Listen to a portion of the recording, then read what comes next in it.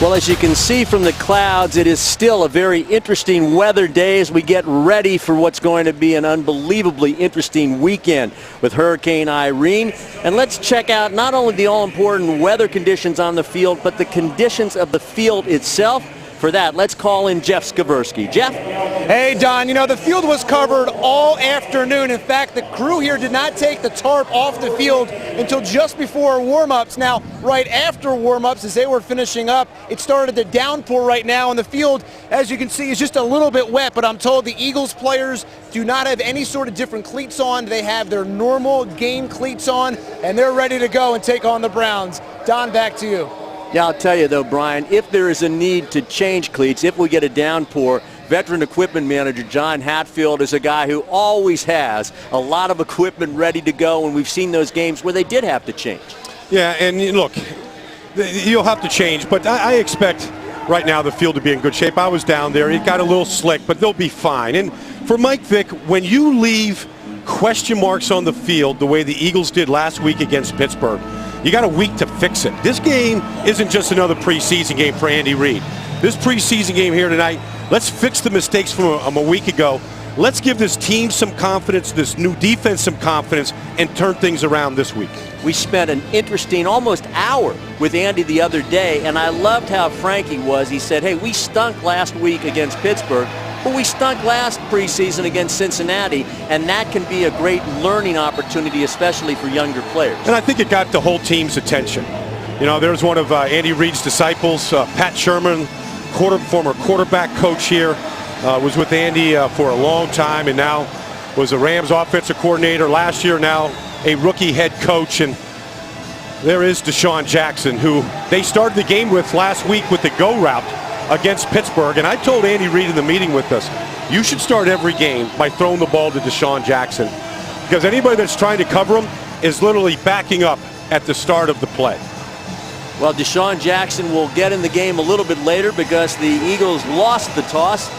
Alex Henry, the record-setting place kicker from Nebraska, will kick off. James Dockery right there deep for the Cleveland Browns, and we're ready to tee it up and kick it off this all-important third preseason game.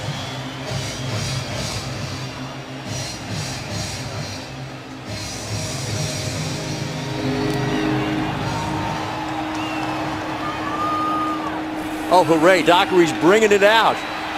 That has not been the case a lot this preseason. Gets it out to the 25, and now that Eagles defense will have an opportunity to really show they've learned some lessons from that Steelers game. Yeah, and let's face it, they did not play well last week. Ben Roethlisberger threw 3 touchdown passes. The rush didn't get to the quarterback. Too many breakdowns in the defense, throughout the defense. And so this is a new philosophy, different than what Jim Johnson started 12 years ago here. So a lot of learning, a lot of new faces, and a very short time to put it together. Casey Matthews under the spotlight tonight, and so great to see Mike Patterson back.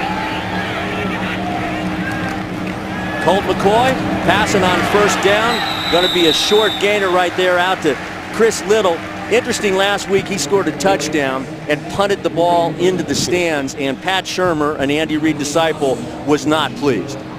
Let's face it, this defense hopes that they keep Greg Little out of the end zone. We don't have to deal with that. And it starts right there with Casey Matthews. We're going to be watching him a lot in the middle. He's under fire right now, rookie middle linebacker trying to learn a very complicated defense. On 2nd and 7, the give is to an absolute load. And I'm telling you, this guy, Peyton Hillis, has gotten so much deserved attention. And this is something the Eagles are concerned with right now. How will they handle a big back? And Peyton Hillis is all of that. He's a throwback. You know, he reminds you of Larry Zonka. And the Eagles are going to see big backs to start the season. Steven Jackson and Michael Turner and Brandon Jacobs are going to the first 3 weeks of the season. This group right here, it's a great test with a big back and a very good offensive line to stop tonight. Pickup of 8 on the play, 1st and 10 for the Browns at their own 36.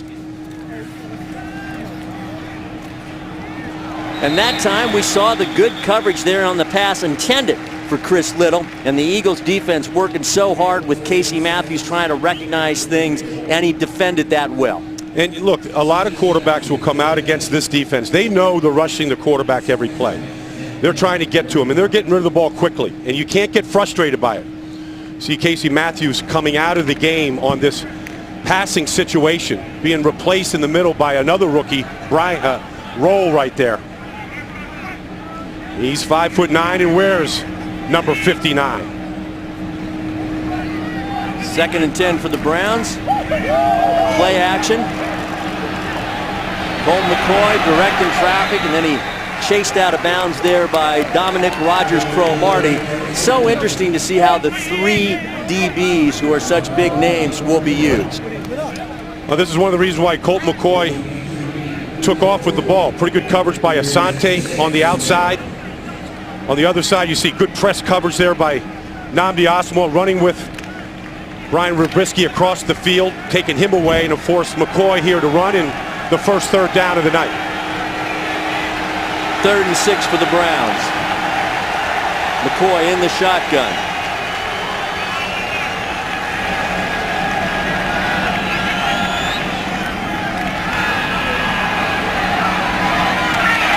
And he overthrows badly Jordan Norwood, and the Eagles hold in the first series, and they're going to get the football.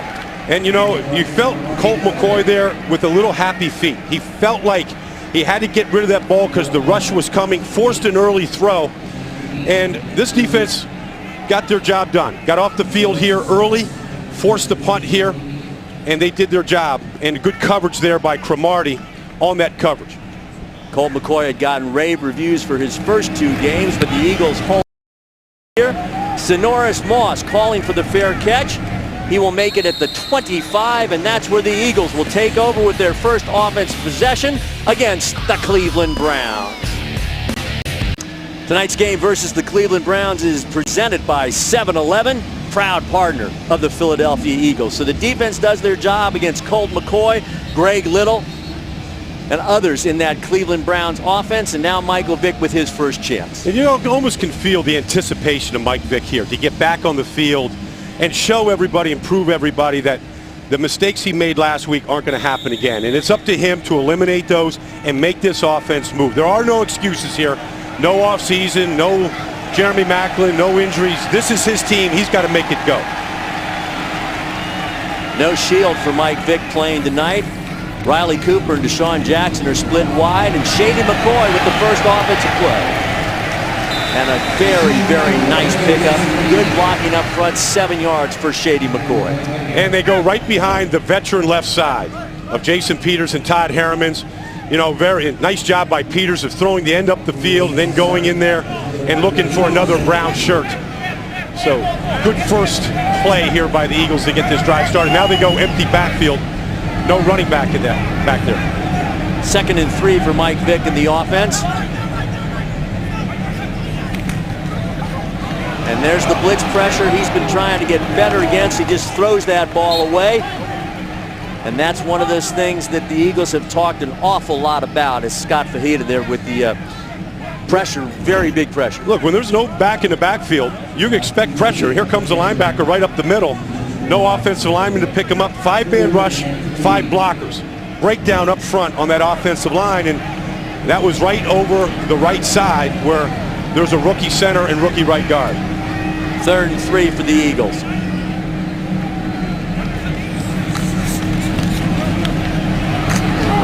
And this time the pressure gets to Mike Vick. Ball on the ground, and it looks like the Cleveland Browns came up with it. Oh, that was just ugly. Short 3-step drop, and that was big Phil Taylor coming in there. The rookie from Baylor going over the right guard from Baylor. And Phil Taylor just beat Danny Watkins. I mean, those two went against each other in practice at Baylor for 2 years. And Mike Vick had no shot of getting rid of that football there with Taylor on top of him, and that's why they drafted Danny Watkins, to be able to firm up that side of the line. It results in a turnover, and again last week 5 turnovers against the Steelers, something Andy Reid was very concerned with. Cleveland Browns operating in the red zone early in the first quarter.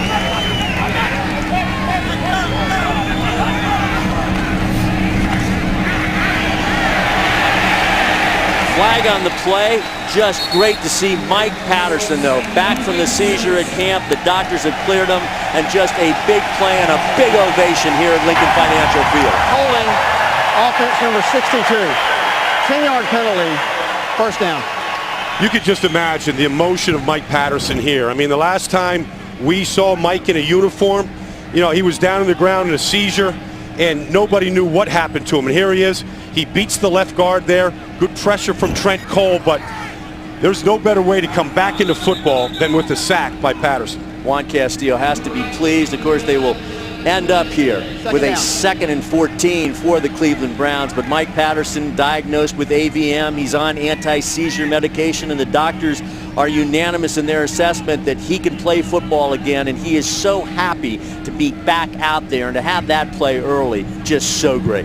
He still has to be scared, though, Tolly. I mean, let's face it. You're down on the ground with a seizure. It's never been diagnosed before. I mean, football is cathartic. It can make you feel good, but you still have to be nervous about the condition. Give is to Hillis, round the left side with a good pickup there.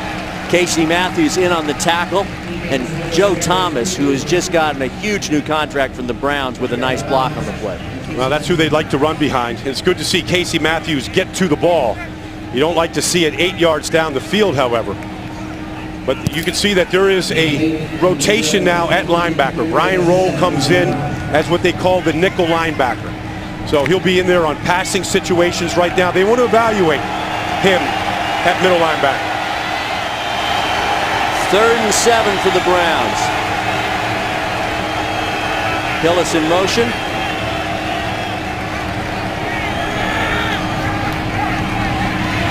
Four-man rush.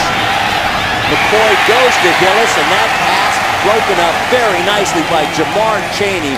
And he is a guy who just has such great speed and just great coverage ability we saw there. And you saw it on display. And that's why he's the strong side linebacker, and he's on there in these nickel situations.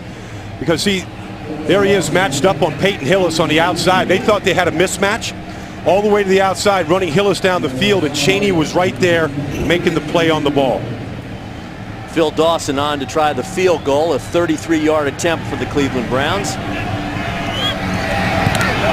it's blocked. This is just what you want to see from special teams, as it is the guy they got in the trade from Arizona. Dominic Rodgers-Cromartie, big special teams play. He's got great speed and leaping ability, and he comes right through the gap here. Or just on the outside of the gap, and got that right hand. He's long, you know, he's 6'3", he's got long arms. Nnamdi Asomugha said he's the fastest player that he has played with, and that speed was on display. Still scoreless, Browns-Eagles. We are still scoreless. 11:18 to go in the first quarter. Still scoreless thanks to that man, Dominic Rodgers-Cromartie, who came over to the Eagles in the trade for quarterback Kevin Kolb. 1st and 10 for Michael Vick, operating at his own 23.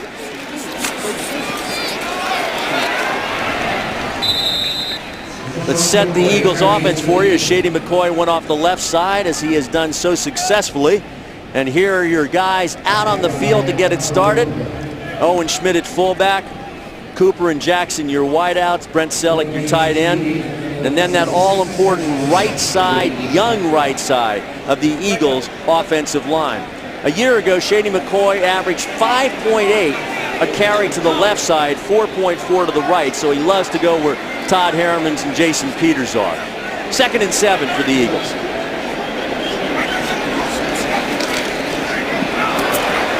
Comes back to McCoy. Very shifty running for the first down. Raven Trone out of Villanova with the tackle, but not before a first down Eagles. Well, it's the old double screen. Danny Watkins kind of released Phil Taylor a little early here, right on the backside of Mike Vick, and that's what you're trying to do on that double screen. Invite the rush, get him upfield, and then sucker punch them. And LaShawn McCoy caught 78 passes last year, as good as there is in this league coming out of the backfield. 1st and 10 Eagles at the 35.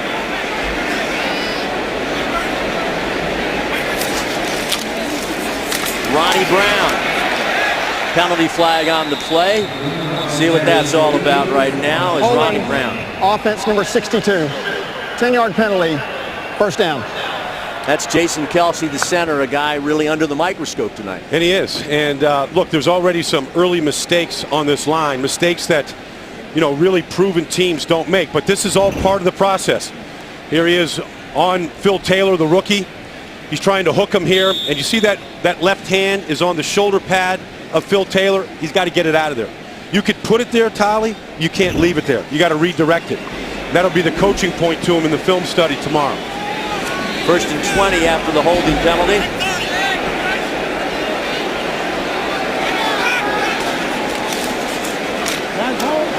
Sean McCoy up the middle for only a yard, maybe a yard and a half.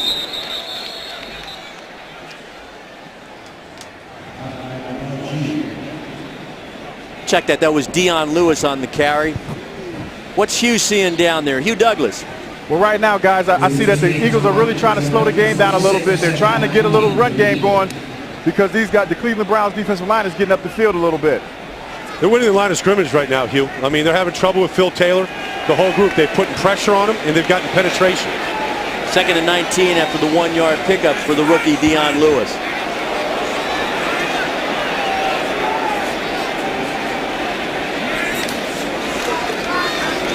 Short drop.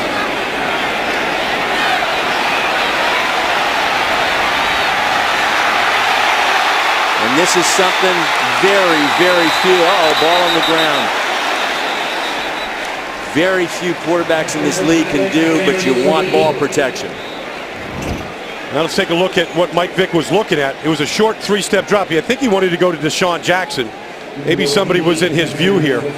You got McCoy on the outside, working on the corner.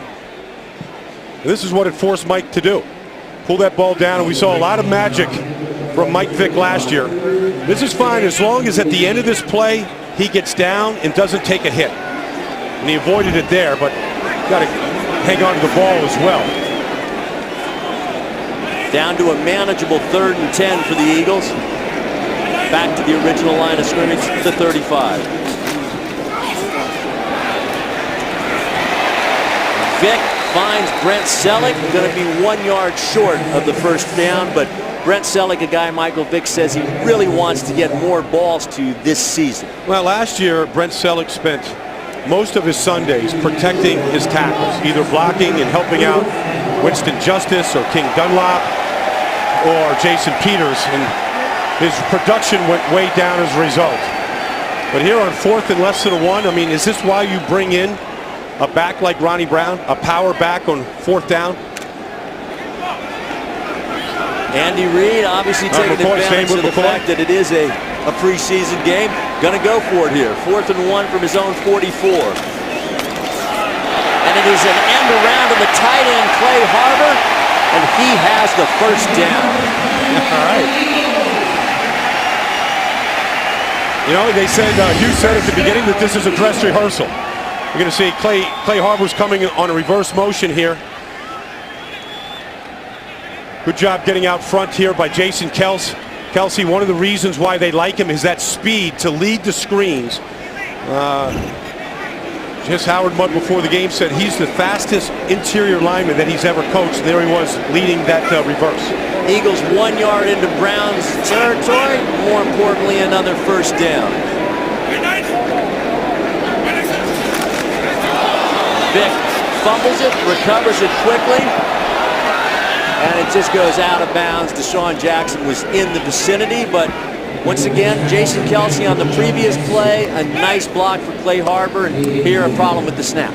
Yeah, and look, you can't afford these kind of mistakes now. Now, I mean, you're a rookie, there's going to happen, but when your quarterback is sandwiched and flattened like that, you go, this is all part of the process, but you can't have missed snaps like that.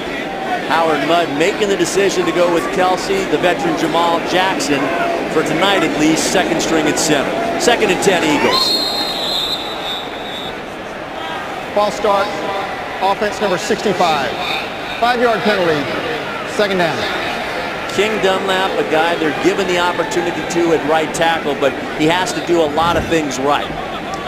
You know, you can make all the upgrades you want, Tyler, but until you fix your offensive line, until that gets fixed, you may not notice a lot of the changes in upgrades. So you like to see a little better performance to start the game than what they are right now, because there's mistakes at all 3 of those positions, center, right guard, and right tackle. Vick rolling right. And that ball into triple coverage. And it'll bring him a 3rd and 15, intended for Deshaun Jackson. And last year, Deshaun Jackson just did so many explosive things, but when Jeremy Maclin comes back, he just makes so many catches. And there's a little hole in there to throw this ball now.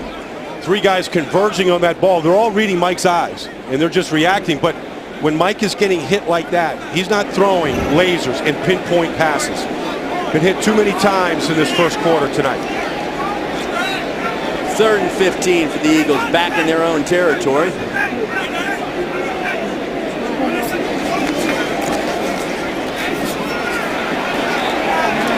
Shady McCoy out of the backfield. And he's going to come up about 5 yards short of the first down. A pickup of 9 on the play. Shady McCoy last season just did so well catching the ball out of the backfield. Yeah, I mean, he led the entire National Football League in catches out of the backfield. But on 3rd and 15, you'd like to have Mike have the confidence to be able to throw the ball down the field and not just check it down. Of course, that's what happens on 3rd and 15. You're forced to do that a lot in this league. Eagles have a rookie punter, as you probably know, Chaz Henry, to go with the rookie place kicker, Alex Henry.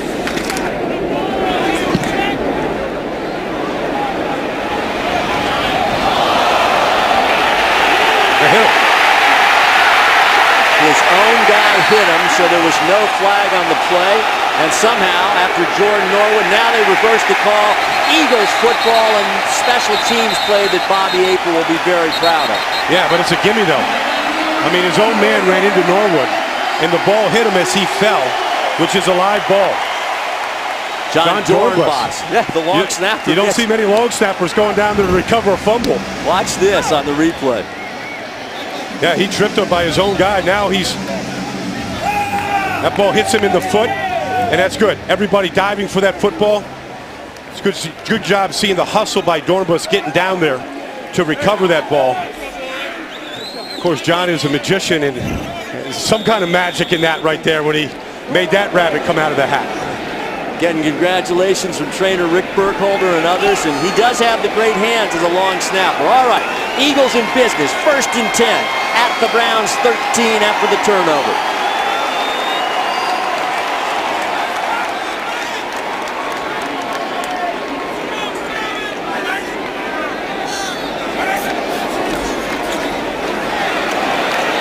Big pressure on Michael Vick, and he just has to get rid of the ball. Riley Cooper was in the vicinity. You know, these techniques by the offensive line, the guards are supposed to jam the defensive lineman right at the line of scrimmage. You see, like, there's a mistake right there. I mean, there's Phil Taylor coming free. You know, there's a mistake, a breakdown between the right guard and the right tackle. You can see Watkins at the end kind of throwing his hands up in the air. The communication is not firm or solid right now, and Vick is the recipient of some bad offensive line play. 2nd and 10, Ronnie Brown, the single back behind Michael Vick.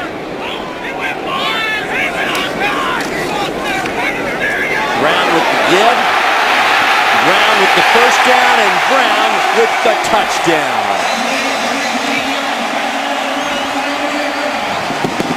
Well, the special teams bailed the offense out twice. Defense did their job, and now the left side. Jason Peters out here. Nice block on the outside. Ronnie Brown, good job by Jason Kelsey. We've talked about him, but good job on a run block down the line. Todd Harriman's doing his job, and good movement over there, allowing Ronnie Brown to score his first touchdown of the preseason. Jason Kelsey really holding the block there on Rubin. Eagles 6 on the board, going for 7. Alex Henry right down the middle with that one, and John Dornbos sets the stage, and Ronnie Brown converts the opportunity. Philadelphia Eagles take the lead, 7-0, late first quarter. As an Eagles fan, you know what dedication is all about. So does Sovereign Bank. Together with Santander, one of the strongest, safest, and most successful banks in the world, Sovereign is committed to helping you get the most yardage from your money. Sovereign Bank, official bank of the Philadelphia Eagles, member FDIC. Howard Mudd talking to his offensive line after a job well done on the Ronnie Brown touchdown. Well, he's talking about that, but he's also trying to fix some of the errors that were made on that last drive. James Dockery's going to bring it out of the end zone. And he would have gotten it to the 20 anyway, but that's where the Browns are going to take over. 4:49 to go in the first quarter here at Lincoln Financial Field. The Eagles up 7. Check out the Bud Light Eagles Nest at Lincoln Financial Field. Go to PhiladelphiaEagles.com for more info on how you can win tickets. Bud Light, it's the sure sign of a good time. Here we go. And that group having a good time in the aforementioned Bud Light zone. Philadelphia Eagles having a good time after scoring 7 points on the short field. Now Asante Samuel and the defense take over against the Browns.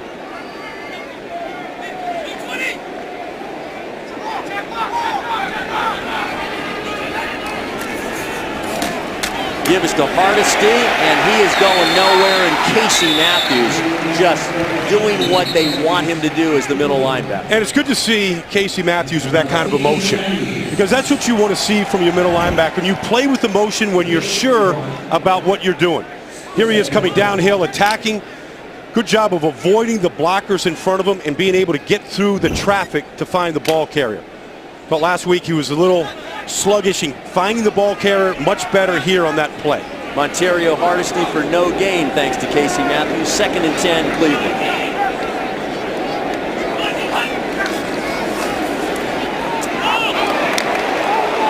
And here comes a late flag on the coverage by Moses Faku.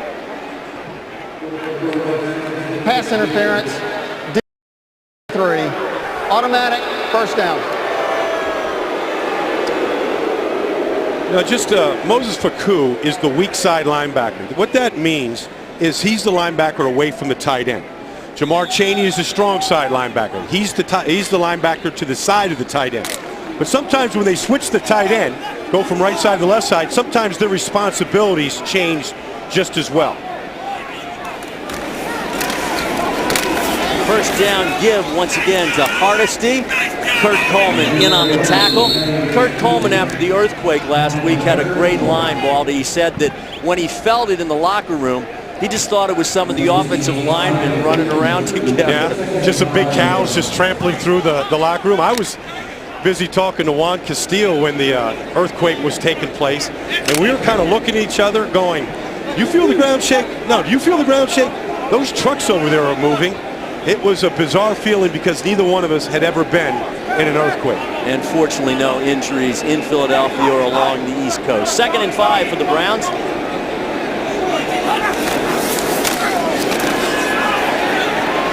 Colt McCoy going deep, and it is dropped on the play. Pass intended for Evan Moore. Jared Page on the coverage, and Jared Page getting to play tonight due to the injury that Nate Allen is still bothered by. Well, he's got to cover the tight end. He really kind of loses him a little bit. I mean, Evan Moore caught 2 touchdown passes last week, but Jared Page is in there because Nate Allen's knee that he had surgically repaired from the patellar tendon tear a year ago is starting to feel tired and fatigued. So Jared Page getting the start tonight and may have a chance to win the starting job. 12 interceptions in his 40 career starts in the National Football League. Colt McCoy is going to get the first down. The pass to Brian Rubisky, and they'll move the sticks for the Cleveland Browns. Yeah, you got the backup defensive line in there right now. Hargrove is in there. And so what you're looking for is better pressure on Colt McCoy. You know, you don't want him to be able to double pump 2 times before he can get rid of the football. You want that pressure to get to him. Pickup of 11 on the play. 1st and 10 for Cleveland. It goes right back to Rubisky again. Pickup of about 7 on the play. Kurt Coleman on the tackle for the Eagles.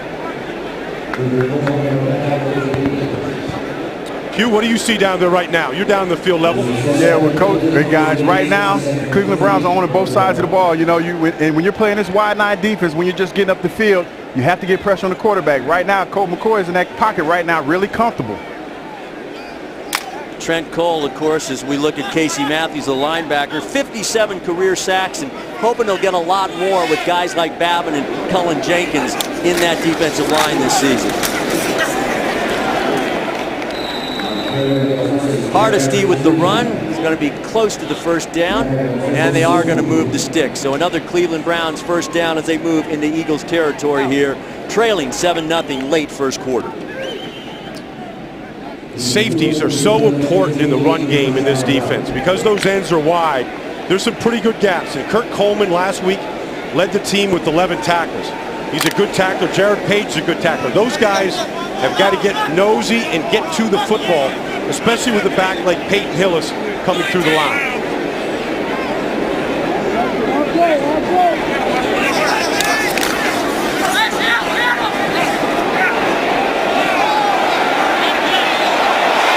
Flag on the play. Great catch there, though, by Brian Rubisky.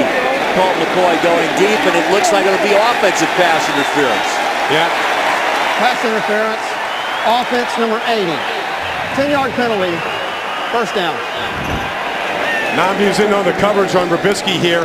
You see that right arm by Rubisky, that got him the separation against Namdi. Namdi wasn't sliding on his belly very far before he was pleading his case to Judge Judy on the sideline. And the coverage was good, and Rubisky making a play that maybe you'll get missed sometimes. If it does, you get a big pickup, but the referee right on the call. I think when your name is Namdi, though, you're going to get some calls. I mean, I think you're going to get some things going your way.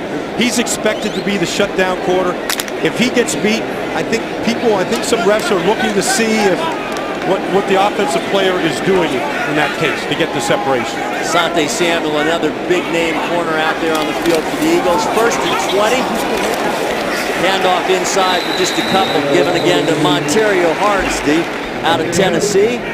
And Casey Matthews made another tackle.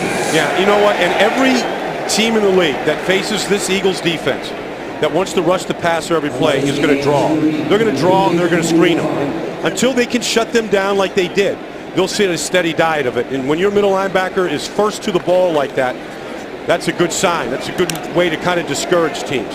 Brian Roll back in once again for Casey Matthews. 2nd and 16 after the 4-yard gain for the Browns.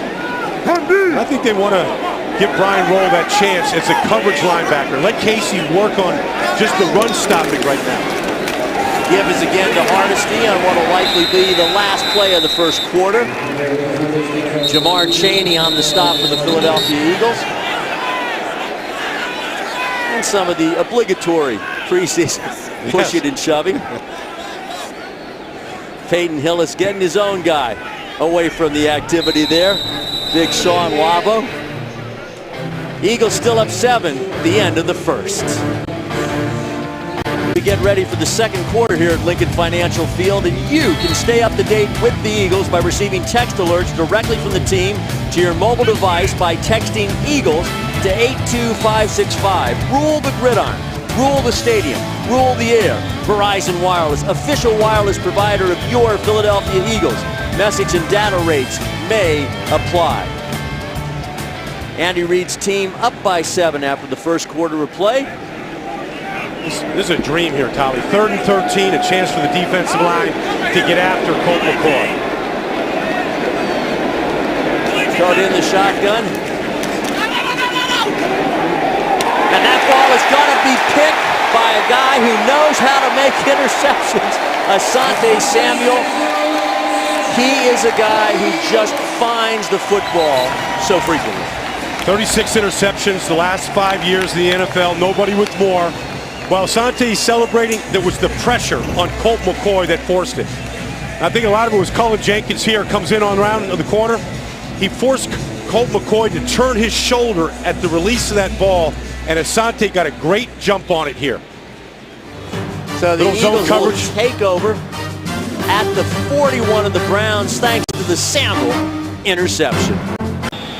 Come out to the Eagles 7-Eleven pep rallies. There will be great prize giveaways, appearances by Eagles alumni, cheerleaders, and Swoop. Visit PhiladelphiaEagles.com for times and locations.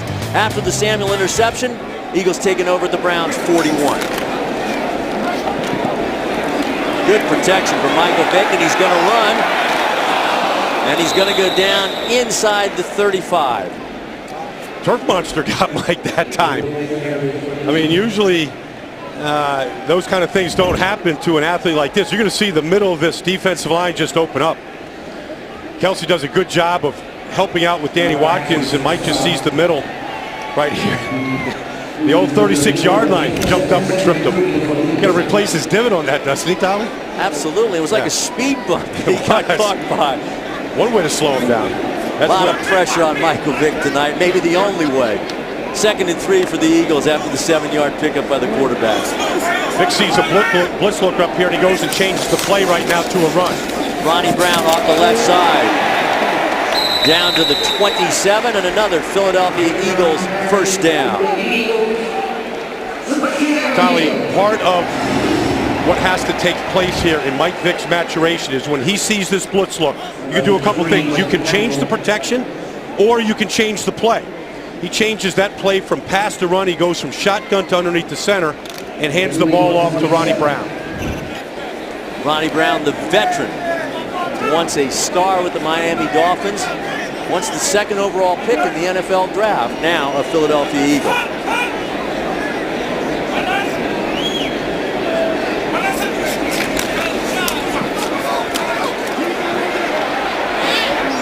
Michael Vick with good protection, looking for he had a lot of time there. A lot of time, Tolly, but at the release of that ball, he just got hit on the play. Again, his 8th time he's been hit, and he really couldn't release that ball cleanly to Deshaun Jackson. Look, Deshaun hasn't caught a pass here. He'd like to get involved in this game. They've had 20 offensive plays, and he hasn't had a chance to get his hands on the ball, in large part because the protection hasn't been good.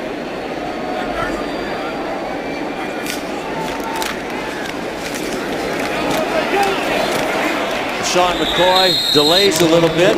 DeLuca Malaya in for the tackle for the Cleveland Browns. Hugh Douglas, what's up?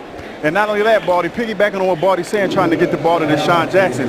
You know, Michael Vick is not the tallest quarterback in the pocket, and he's getting pressure right up the middle, making it hard for him to find Deshaun Jackson down the field. That's the hardest part, Hugh, for a guy that's 6 foot tall, is to be able to, you can't see over the trees, you got to see between them. So he's got to move his launching point in order to find Deshaun sometimes when you've got big guys like Phil Taylor in his face. 3rd and 12 for the Eagles, back to the 29 of the Cleveland Browns.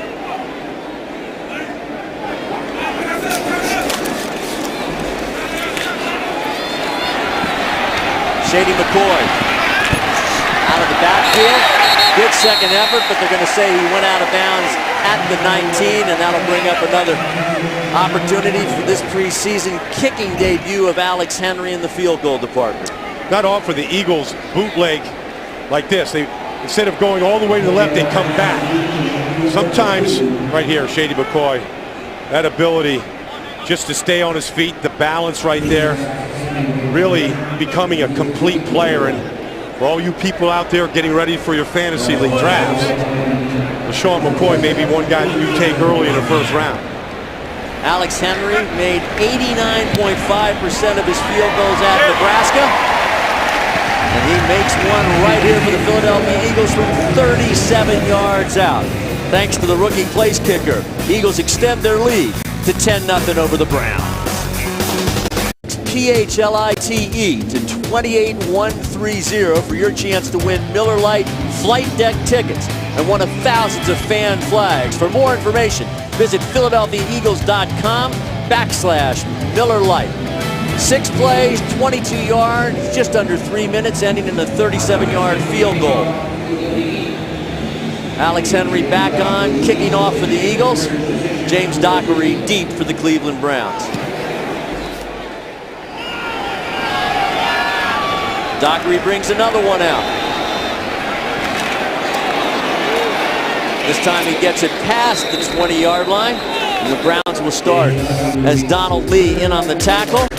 Tonight's game versus the Cleveland Browns is presented by 7-Eleven, proud partner of the Philadelphia Eagles. Don Tollefson, Brian Baldinger, Hugh Douglas, Jeff Skversky back at Lincoln Financial Field. Casey Matthews and the defense have only allowed 51 total Cleveland Browns yards so far. One of the reasons why the Eagles drafted him in the 4th round and immediately made him the Mike linebacker was the bloodlines of Casey Matthews. Starting with his father, Clay, played a long time for the Brownies. His uncle, Bruce Matthews, of course, his brother, a star on the Super Bowl champion Green Bay Packers. Browns on first down. Good coverage right there by Jamar Chaney, who can cover so effectively. Here's Casey Matthews tonight doing a better job of finding the football, getting into the passing lanes there on that particular play, getting off blocks here, being the first contact to the ball carrier, and playing the game with some emotion. That comes with confidence and with some success. And that's what they're trying to build in him quickly here with the starting day 17 days away. 2nd and 10 for the Browns after the Chaney breakup. Peyton Hillis up the middle for just a couple. Brian, Casey Matthews is listed by the Eagles at 232. He says, though, he's put on weight up to 245. Can those pounds make that big a difference? Well, look, he went light at the combine so he could run a faster time, okay? Because it's all about the 40 time and the cones and all those Special Olympic drills they do in Indianapolis. But then he put the weight back on, so he's big enough to play the position. His recognition is going to get him to the football quicker than we saw last week in Pittsburgh, and using his hands getting off blocks is going to help him as well. Colt McCoy with a 3rd and 8 for the Browns.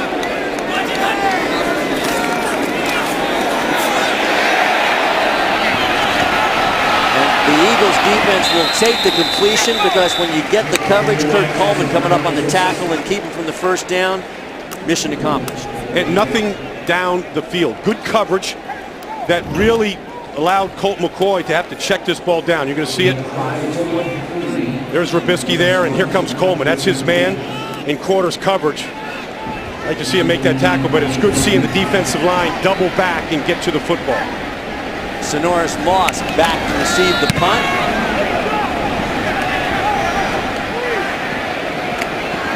Gets it at the 20. Stumbles forward to the 23. Juan Castillo excited about things that his defense is doing, throwing a shutout right now against the Browns. And you know what dedication is all about. So does Sovereign Bank. Together with Santander, one of the strongest, safest, and most successful banks in the world, Sovereign is committed to helping you get the most yardage from your money. Sovereign Bank, official bank of the Philadelphia Eagles, member FDIC. So after the Sonoris Moss punt return, Deshaun Jackson, who does a lot of punt returning, out there with the Philadelphia Eagles. Michael Vick and company taking over at their own 23. Deshaun probably wondering when he's going to get involved in this offense.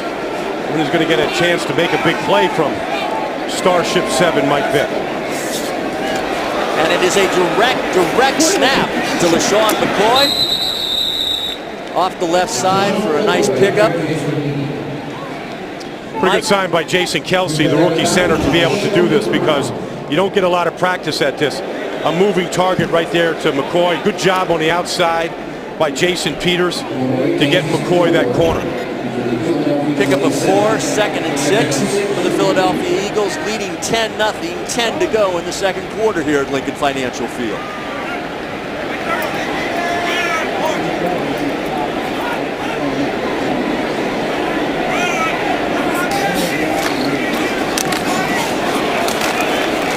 McCoy getting the ball with the more traditional method there. Losing the helmet in the process will bring up a 3rd down for the Philadelphia Eagles. 3rd and 4 to be exact. And Michael Vick hanging in there tonight despite a lot of pressure, Baldy. Yeah, and you know, the thing that's disturbing, though, for all the Eagles is that the Browns haven't done a lot. They haven't done a lot of max blitzing, and they haven't sent a lot of linebackers. It's pretty basic. I mean, this is Dick Duran's defense, which is basically 4-man front. Maybe they bring one more. Maybe they'll bring a 5th sometimes. But rarely does he ever max blitz. Vic Duran, familiar with the Eagles personnel, having coached here last season. 3rd and 4 for Michael Vick.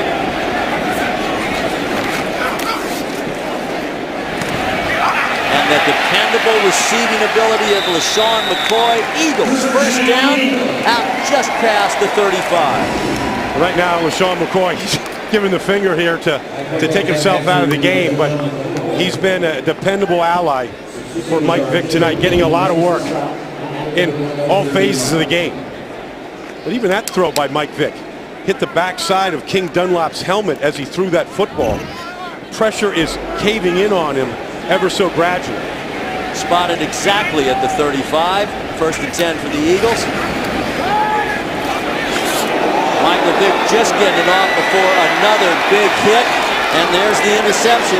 DeQual Jackson back across midfield. Penalty flag on the play, and Michael Vick still down on the turf. Roughing the passer.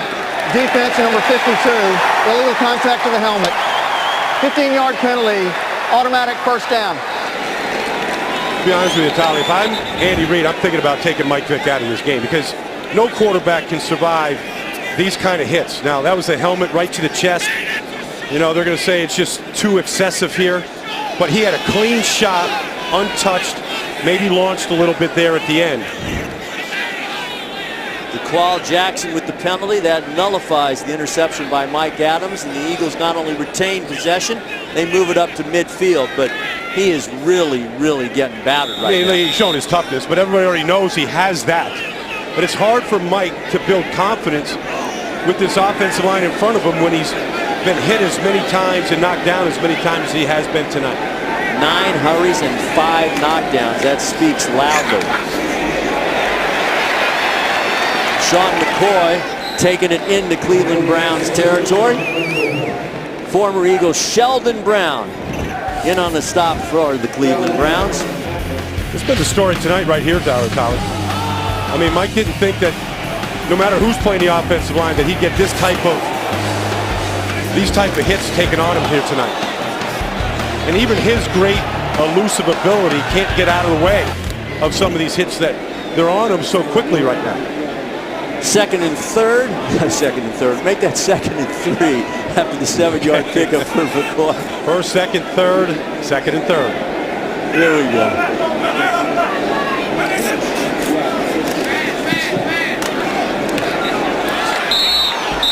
Looking for the first down on the pass out to Deshaun Jackson, trying to get the ball to Deshaun Jackson. But you know, in a recent poll of NFL players, all of them said they liked Michael Vick. But when they were asked, what would you like to see him do the most, they said slot. Yeah. And that's a very interesting comment from his peers. Yes. Well, they want to see self-preservation. They want to see him out there. And as do the Eagles and the Eagle fans, they want to see him out there for 16 starts, starting in 17 days in St. Louis. Andy Reid loves his toughness as much as anybody, but when he went after Troy Polamalu last week, you know, Andy breathing a sigh of relief that he was okay. All right, third down for Michael Vick. Mr. Dependable, Shady McCoy, and he's going to take it down inside the Cleveland Browns 30. He has been the favorite target, Joe Hayden on the tackle. 15 yards, a first down for the Eagles. LaShawn McCoy wide open. And it's a lot easier to find a wide open receiver when you finally get good protection. Really good separation, nobody around Mike one of the few times tonight. And when he gets that kind of time, those are the results generally. Shady McCoy ran effectively at Pitt. The Eagles said you got to work on pass receiving and blocking, and he has done very well, especially in the pass receiving area. 1st and 10, Philadelphia Eagles at the 28 of the Browns. Michael Vick with the timeout. So Andy Reid is watching his Philadelphia Eagles lead by 10 midway through the second. Turkey Hill in a whole new way. Enjoy interactive games, interesting displays, and free samples. Even milk a mechanical cow. Then stop by for our one-of-a-kind Creamery Cafe at the Turkey Hill Experience for an extra scoop of Lancaster County. It's fun in the making. So far for Shady McCoy tonight, 70 total yards, 14 rushing, 56 receiving. As we take a look at the offensive line that gave the kind of protection needed for that last completion. Yeah, and this group they're learning every play here, seeing things for the first time, but Andy can help them by running the ball a little bit more and a few more screens. Brent Selleck for a short gainer on the pass there from Michael Vick. Sure-handed receiver now, and that's the type of throw that you could do right now, just to build some confidence, not so much in Mike Vick, but in the offensive line. Just the quick throws, get the ball out of Mike Vick's hands quicker right here. It's a young group. Every time you make a mistake when you're young, you're a rookie out there, your head begins to swim just a little bit. You know, you've got to slow it down and just trust your techniques. That's what's going to win for you. Getting your hands on these guys and staying in front of them. Brent Selleck picking up 6, 2nd and 4 for the Eagles offense.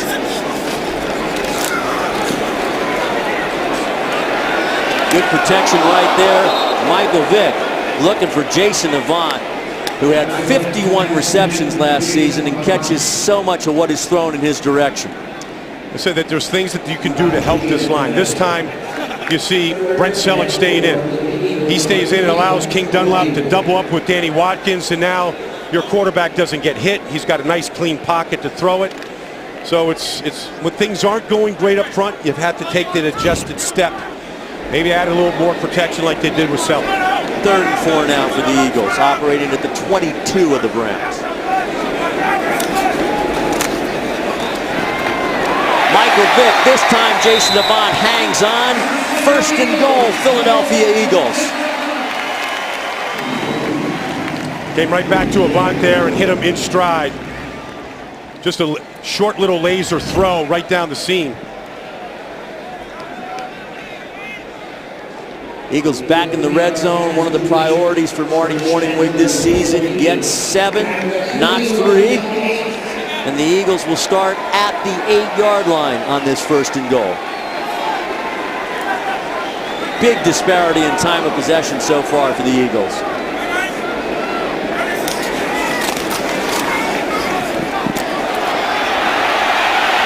Michael Vick's going to keep it and get into the end zone. Eagles touchdown. Nicely done. It's always a good option when you got a quarterback with that kind of speed and that type of those kind of legs, just to be able to pull it down and take off with it. And really, it's a good job on that drive by the line.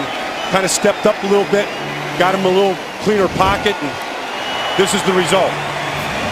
Cleveland actually brings a linebacker. They rush 5 this time. King Dunlap does a good job against Jamie Mitchell there, and it really gave the corner to Mike Vick clean. Great job by King Dunlap on the play. Alex Henry on for the extra point. It is up and good, and a solid first half for the Philadelphia Eagles. Up now 17-0, under 5 in the 2nd period against the Browns. Line feel pretty good about that drive, taking it right down the field. Pretty good blend there of both run and pass, and better protection that time. But Andy did a good job of adjusting the routes, adding a little more protection to help the guys out. Because remember, this Danny Watkins is a rookie. Everything he sees in these games, it's new to him. He hasn't seen some of these defensive linemen, some of the rushes.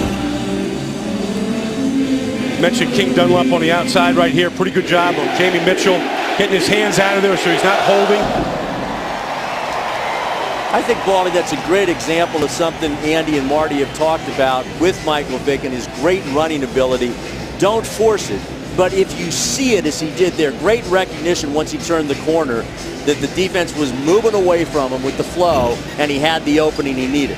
Yeah, you know, and it's always difficult to account for by a defense, a quarterback that can run like that in the red zone. Because you're playing coverage, you're back there, you're spread out, and all of a sudden you see an opening like that from Vick. Very difficult to react. Michael Vick rushed for 676 yards for the Philadelphia Eagles. This time, James Dockery doesn't have to bring it out of the end zone. Took it right around his own 5, doesn't quite get to the 20. So good coverage by the Philadelphia Eagles special teams as they are continuing, this time Brandon Hughes, to do a good job on kick coverage for Bobby April. Well, you know, the evaluation goes on every play. Through this coaching staff and around the league. I mean, they're at 90 players, and they got to cut it down to 80 by Tuesday. And you're fighting for spots, maybe not just on this team, but around the league, and covering kicks is one way to do it. 1st and 10 Browns, spotted at their own 19. Flag on the play. The veteran Ben Watson making the catch.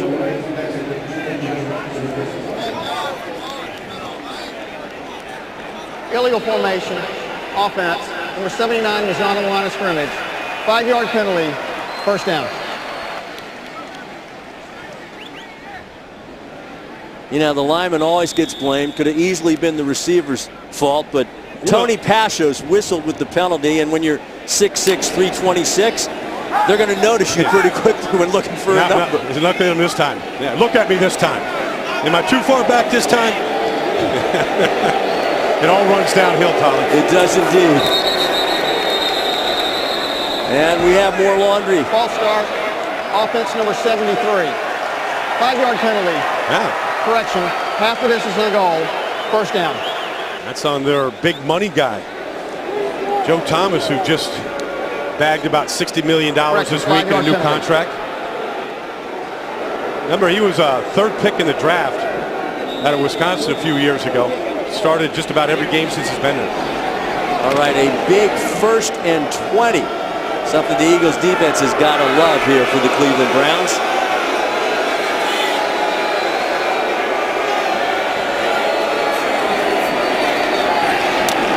McCoy over the middle to Ben Watson for a little. And let's go to the sidelines and Jeff Skversky, who's with Jeremy Maclin. Jeff? All right, thanks, guys. Hopefully, Jeremy, in a short time, you'll be able to join this Eagles team on the field after they scored a touchdown there. Tests for lymphoma and other things came back negative. How excited are you to rejoin this team and get going with your football career again? I'm really excited, man. You know, everything's been going good so far. Getting back in the swing of things as far as working out, running routes, conditioning, and stuff like that. So I'm looking forward to it, and I'll be out there pretty soon. So. I know you're hoping to get out to practice on Saturday. You're hoping to get this going. You've been doing conditioning. How long, once you get out there, whether it's Saturday or at some point this weekend, do you think it'll take to get on the same page with Mike? You know, me and Mike have kind of been throwing a little bit. You know, I don't think it'll take very long. We're kind of used to each other now, and you know, with a guy of his caliber, a guy of my caliber, I think that we can pick up on things pretty easily. So we'll get back out there and kind of knock the dust off. But I think we'll get things rolling pretty fast.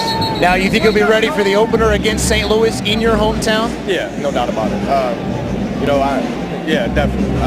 You know, I would be able to play in the last preseason game if they had let me. So I guess we'll kind of see what they have in store for me. And you're doing conditioning work, you're running routes after practice with the guys. Do you feel like this offense could be something special this year once you get in there with Deshaun and Michael? Definitely, man. We got a lot of weapons, man. I think the last 3 years, we've set records for in the Eagles offense, and we look forward to doing the same this year. Like you said, the number of weapons that we got are endless. So we look forward to putting guys in position to be successful. All right, thanks a lot. I appreciate it. It's good to see you're healthy, and we can't wait to see you back out there. Even bought his mama house this offseason. Jeremy Maclin, we're going to St. Louis. He's hoping to be ready. Tolly, back to you. So great to see Jeremy Maclin ready to play football again.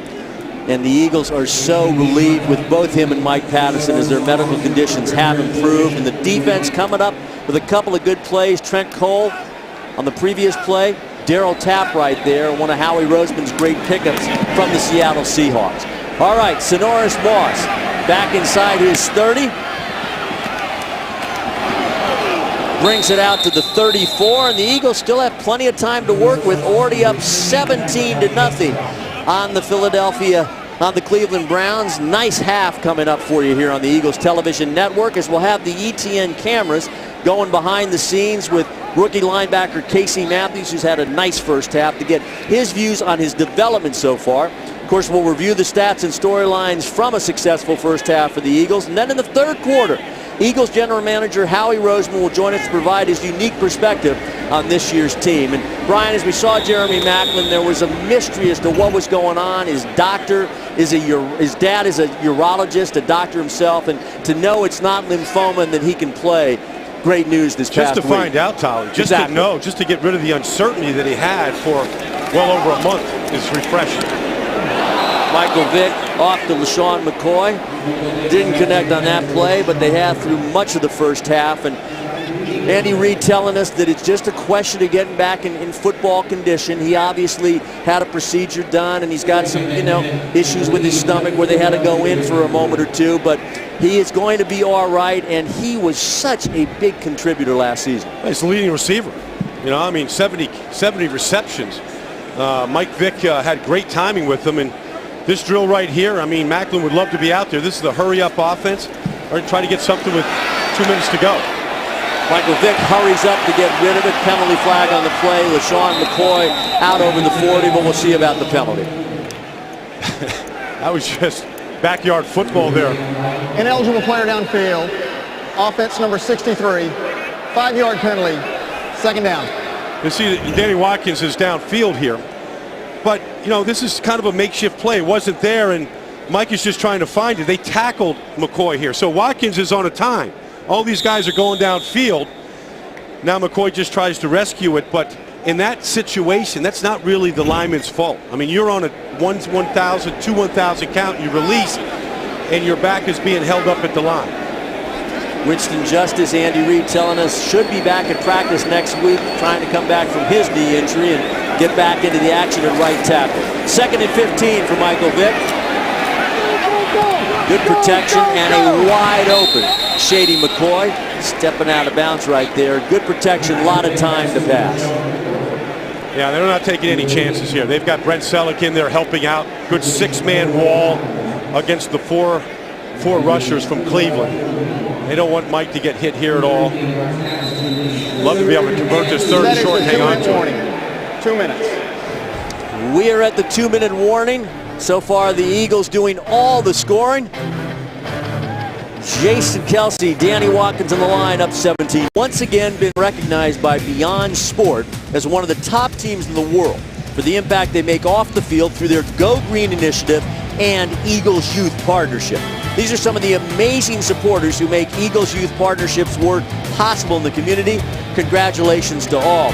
Brian, we were talking about Danny Watkins, and as we look there, Nnamdi Asomugha is a guy who can really speak for his own career in terms of what he's done over a number of years. But Danny Watkins doesn't have that many years of football. Not that long ago, he was a firefighter in British Columbia, then spent a year playing junior college football in California, a couple of years at Baylor, but he's still learning. He just has such great ability, and the coaches say passion.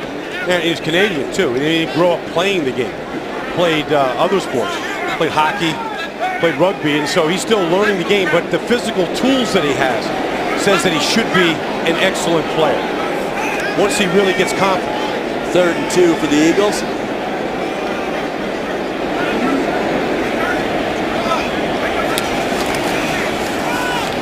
Shady McCoy after the long count, and he's brought down by DeQuell Jackson for a loss on the play. And they went to that side. They went to Danny Watkins' side with Kelsey there on 3rd and short, and penetration will kill, you know, the run play on there. They had been leaning towards the left, running behind Harrimans and Jason Peters for some of the bigger running plays they've had in the first half. With all due respect to our friends in the National Hockey League, as a Canadian, yes, at some point will he say, I'm proud to play for the Eagles organization? Yes. We will get that on the Canadian side of the border eventually. He's been converted now. I mean, look, you know, he's playing next to King Dunlop, who hasn't started but a handful of games in this league, and on the other side is a rookie. So if he has a question to ask somebody at the line, I mean, there's not a lot of guys that have experience next to him that can help him. You know, you want to break in a rookie lineman between 2 really veteran guys that literally can help you every single play. Chas Henry in the punt for the Philadelphia Eagles, punting to Jordan Norwood. Norwood is going to take that in zone 18. And he'll end up picking up about 4 yards on the play.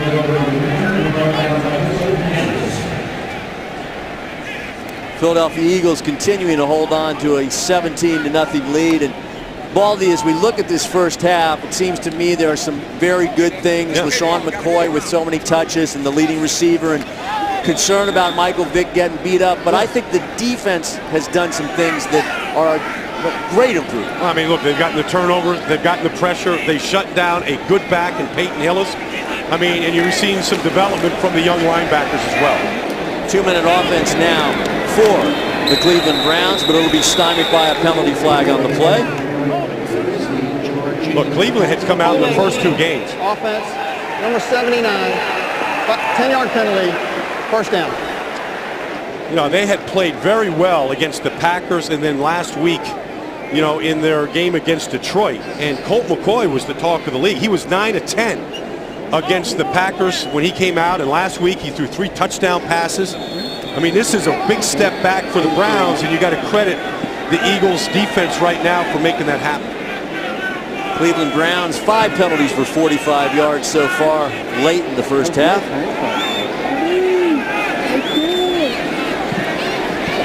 four-man rush for the Eagles. McCoy with the tip off to Peyton Hillis. He makes the catch. Short gain is Nnamdi Asamoah in on the stop. Boy, what a find the Browns had in Peyton Hillis. It was a late offseason or late camp trade to get him a year ago. They had lost Montario Hardesty, their second-round pick from Tennessee, and they needed a back. Hillis that time cannot hold on as Jamar Chaney. You were talking before about Casey Matthews wanted to get his speed up at the Combine. Jamar Chaney had the fastest 40 his year at the Combine of any linebacker prospect, and the Eagles are utilizing that speed in this new defense. He's played real well tonight, especially in the passing game, and it shows up. It's not, some guys can run a fast 40 in Indianapolis at the Combine. Other people just play fast. Jamar Chaney plays the game fast. When he sees it, he's shot out of a cannon. He explodes to the football. He's been in the passing lanes all night tonight. 3rd and 7 for the Browns.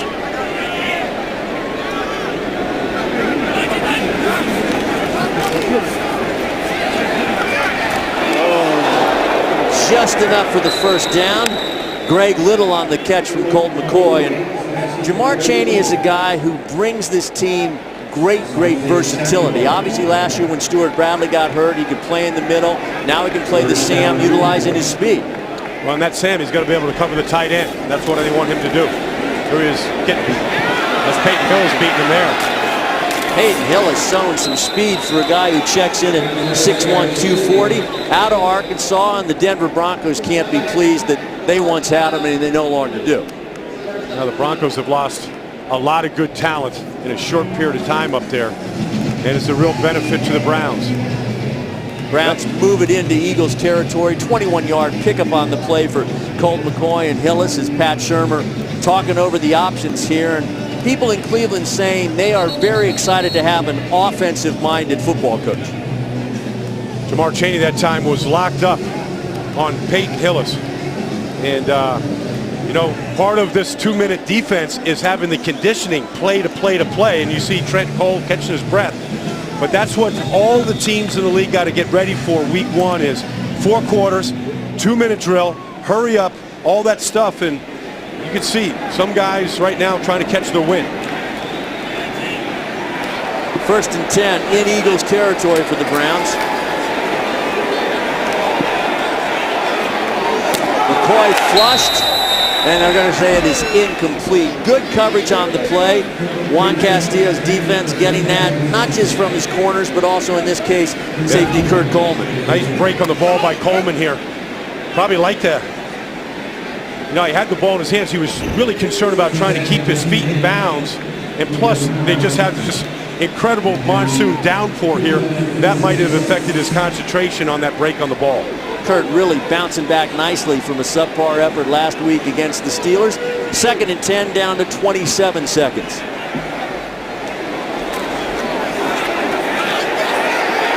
Colt McCoy as Philip Hunt, a guy from the Canadian League, continues to impress with some of the things he's done. A couple of rushes, a couple of hurries, and now the sack. The sacks can come from anywhere. Here's Hunt here. He gets pressured by Hargrove. Hargrove comes in and Philip Hunt is the recipient. And when the final cut down comes in 2 weeks, Tolly, it's going to be, there's going to be a lot of good football players that get released from the Eagles. Hunt is in the equation right now. I'm sure they would love to keep him because he shows that kind of promise. 5 days till they have to go from 90 to 80. Then in just 9 days, they've got to get down to 53. That's the big cut, 9 days from now. And guys, we're only 17 days away from the Eagles opener against the St. Louis Rams in St. Louis. Andy braving the elements, but it is really, as you can see, pouring all of a sudden at Lincoln Financial Field. They won't have that problem in St. Louis playing in the Edward Jones Dome or in Atlanta playing in the Georgia Dome. Another reunion with a former Eagles assistant, Steve Spagnuolo, on the staff once, as was Pat Shurmur.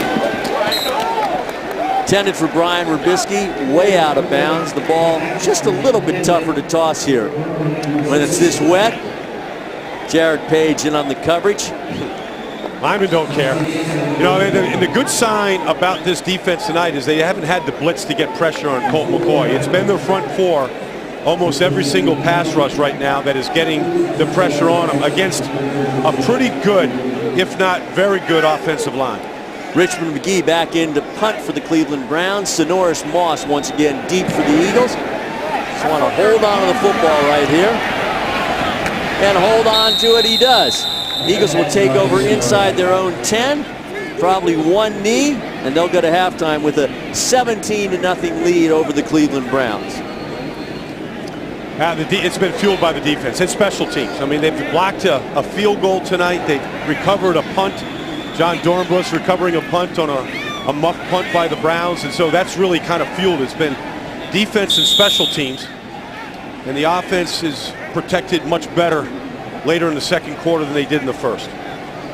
Philip Hunt, part of that defensive line that's been getting good pressure, just bringing 4 guys.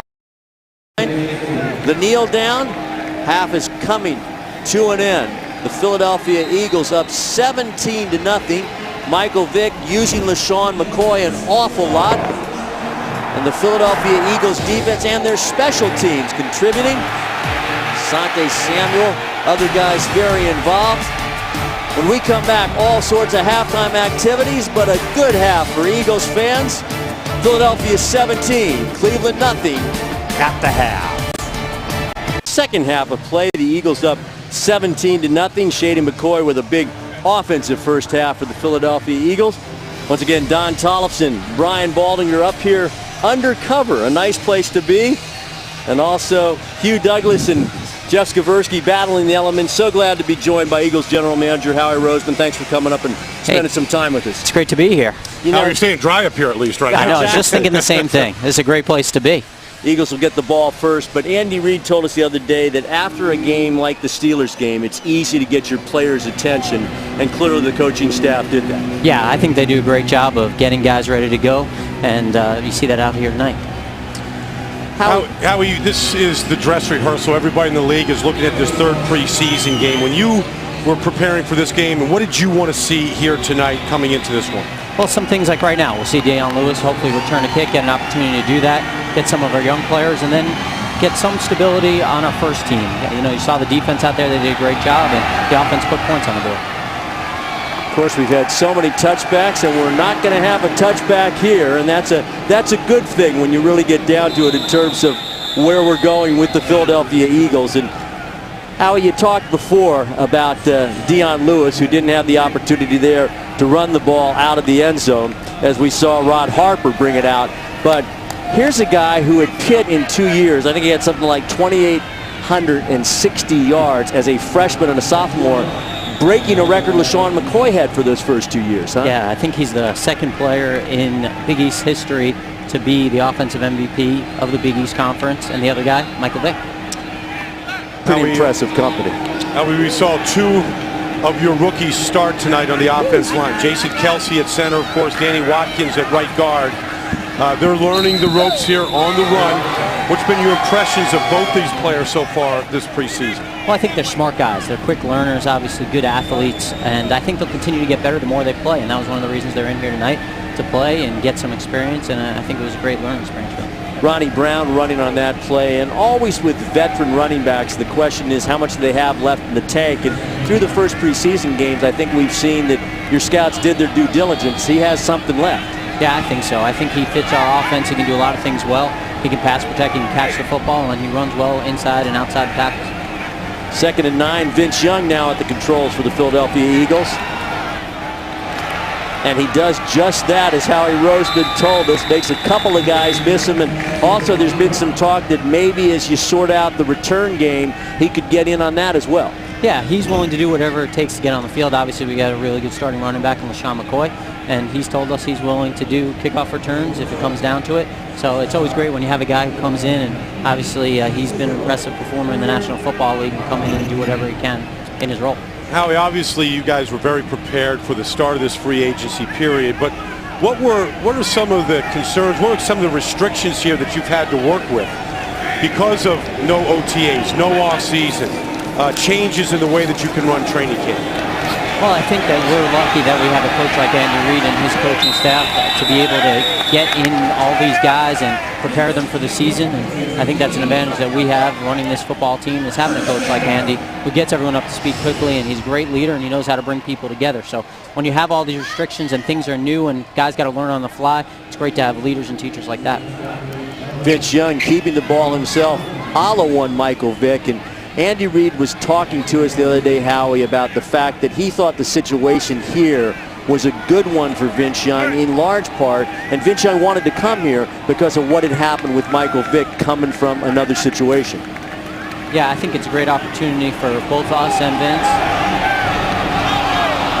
He's got a lot of skills that fit this offense, and then it's a situation where he can grow and develop and get even better than he was. And I mean, I know we're talking about a two-time Pro Bowl quarterback, but a lot of the skills in the West Coast offense, he can help him learning from that. Pass incomplete there to Johnny Lee Higgins. Brian? You know, Johnny Lee Higgins is one of those guys that was brought in here that's been a veteran in this league. He's been out with the Oakland Raiders, and he's been a very good return man in this league, Howie. I mean, how would you evaluate somebody like Sonoris Moss or Johnny Lee Higgins, receivers that have been in the league now? Well, it's an ongoing competition between those guys. You had a guy like Chad Hall, and those guys competing for spots, and every rep's important to them. Sorry. And then returnability is going to be important. I think we're in the market, we're looking for a returner, and we're looking for someone to step up and take hold of that job. Let's talk about what your scouts are doing right now. The big cut to 53 comes up in just 9 days, and it's not just about making your own decisions, but looking at guys who have been let go by other teams. What are your guys doing process-wise right now about lead personnel? Well, really, we're watching every guy that's drafted in the 4th round and lower, and then guys that we have good grades on at positions of maybe need that we're trying to focus on. And we're watching a lot of players right now. It's a fun time of year for us as a scouting staff to evaluate young guys that may be on the bubble. Big third down right here, Howie, see if they can convert this. Something Vince has been doing for a long time in this league is extending plays and keeping his eyes down the field to find an open Chad Hall there. 14 yards on the play. And you talked about where guys were drafted. When Dominic Rodgers-Cromartie comes here in the Kevin Kolb trade, you made the point, Howie, that you guys had loved him coming out of college. It didn't work out when he was drafted. Him on your radar all along. Yeah, he's an explosive player. It's hard to find guys with his kind of length and skill set at the corner position, and we're excited to get him and bring him here. 1st and 10 for Vince Young, operating outside of his own 40-yard line.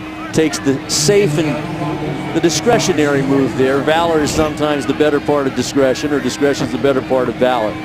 Jamal Jackson is getting that ball up right there. Vince just has to hang with that, especially when he's stepping to the left. Howie, I want to talk about two guys here that we have seen tonight. Mike Patterson made his return to the lineup, starting lineup here today, and we saw Jeremy Maclin on the sidelines. Two real kind of scares by both guys during this training camp. Where do you feel right now about the comfortability of both guys being ready for opening day? Well, we talk about it a lot. It's not often that in this business you're talking about health concerns as opposed to some sort of body part. So getting those guys back, really, when you talk about Mike Patterson's a rock in the middle of our defense. Probably an underrated part of our team and our defensive line, and just having him back there is big for our football team. And then Jeremy's an exciting young player. He's an explosive weapon for us, and he's got a great attitude. So having those two guys back gives us all a jolt, and we're excited to have them. 3rd and 5 coming up. Ronnie Brown, talk about a pedigree, comes from an Auburn program where he's in a backfield that also included, Brandon Jacobs, Cadillac Williams. He's got to be loving the fact he's getting a lot of touches tonight. Yeah, and Brandon Jacobs had a transfer because he was behind both those guys. All right, Vince Young taking the timeout. We'll be back with Howie Roseman. Eagles up 17. In the Rain versus the Cleveland Browns is presented by 7-Eleven. Proud partner of the Philadelphia Eagles. It might not be inappropriate to go get a large coffee at a 7-Eleven right now, because it is a tough night to be out in, as we see the helmets there on the bench, and Juan Castillo always coaching. And when he became the defensive coordinator, the way you guys in this organization, if I can use the hockey pronunciation, really talked about how hard he works. Yeah, Juan is a grinder. There's nobody who's going to outwork Juan Castillo. Offense number he's got a 16. passion for the game. 5-yard penalty.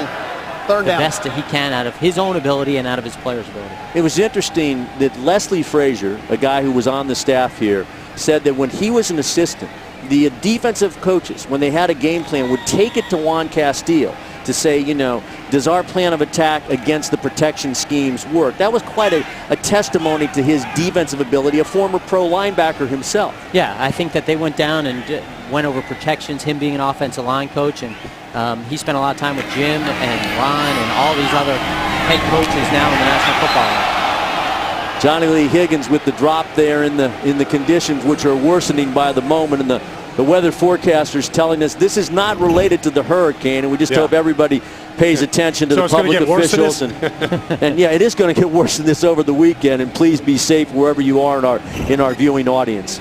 Of course, it's going to help, Howie, that you have the great NovaCare indoor facilities there to go back there and start correcting some of these mistakes and getting ready for the final preseason game next Thursday night against the Jets. No question about it. It's a great facility we have there, and it gives us an opportunity in bad weather to go and get our work in. Chas Henry, one of the two rookie kickers for the Eagles, back in there, and he gets the kickoff. James Dockery lets that go into the end zone for the touchback. Howie Roseman's going to stick with us. Eagles up 17 early third quarter. Flight deck tickets at PhiladelphiaEagles.com/Miller Lite. Don Tollefson, Brian Baldinger, and Eagles general manager Howie Roseman nice enough to join us here, and he'll stay with us through a defensive series. It might not be long. You'd love to see a 3-and-out here against the Cleveland Browns, but we really have to say that coming off that performance against the Steelers, 262 yards allowed by the first team defense, what a change tonight, Howie. Yeah, and some positive signs here, and we'll look for it from our second team right now, and that's a good way to start the second half. One of the late pickups here in free agency was the New York Giants' Steve Smith, and I watched him in practice last week afterwards, and I can't tell which knee was operated on. I mean, right now, is this a guy that's going to be able to contribute here early this season? Yeah, well, we hope so. He looks really good out there, you know, running around, and he's a great route runner. He's got great hands. He can play inside or out. He's tough, and he really fits what we're trying to do offensively. Seneca Wallace at the controls now for the Cleveland Browns. Very wet ball down in the football field. Obviously, Jonathan Haggerty not able to make the stop of the ball in midair for the catch. Casey Matthews still continuing to contribute, and the guy's pedigree is what Brian and I keep coming back to, Howie. That family speaks for itself. No question about it. Now he's got to get out there and prove his own name, and he's determined to do so, but he comes from a great family background, and he's been around the game for a long time. 3rd and 13 as the Eagles defense doing a wonderful job once again here in the third quarter.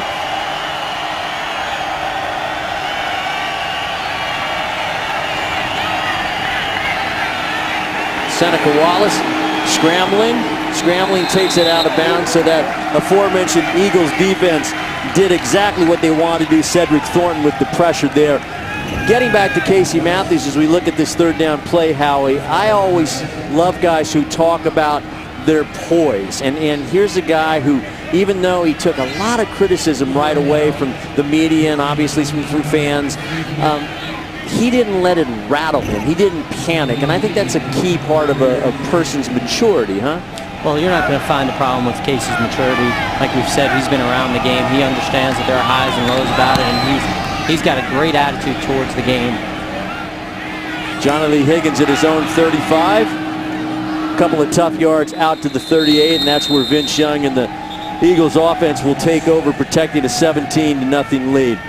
Howie, we appreciate your coming up and spending some time with us. We always are appreciative of the work that you and the Eagles organization do charitably. You've been very helpful to the things I'm doing in some of my programs, and it's just great to be around people like yourself who love what happens on the field but understand what happens off the field. So from all of us who are doing whatever community programs we are, you have been great, and we really appreciate that, Howie. I appreciate that. You do great work, Tally. I appreciate everything you do, and hopefully we can contribute and help out any way we can. Well, thanks, Howie. You know, Howie, you're just ready to get busy now. There's a lot of difficult decisions that have to get made in the next 10 days. And so I know your work is cut out for you right now. Thanks. Well, it's a fun time of year, and we like having some work on our plate. We had a lot of time on our hands for a few months. Yes. And we'll get busy here, and hopefully have a successful season and contend for a championship.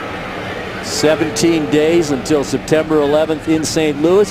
Eagles open up against the Rams and then the Falcons on the road before coming home to host the New York Giants in the home opener on September 25th. Howie Roseman, thank you so much for joining us on the Eagles Television Network. Appreciate it, guys. Thank you. Good schedule right there, Howie.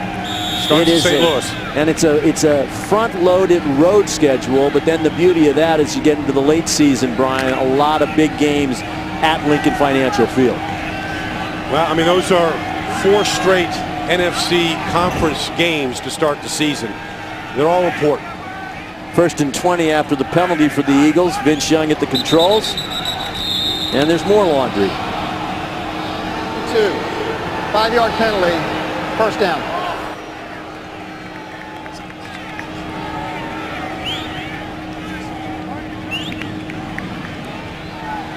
Well, you want to get noticed when you get into a football game as your replacement, in this case, Spencer Johnson, but you don't want to get noticed in that way as Andy Reid now looking at a penalty total that has jumped up to 7, and Eagles going backwards right now under Vince Young.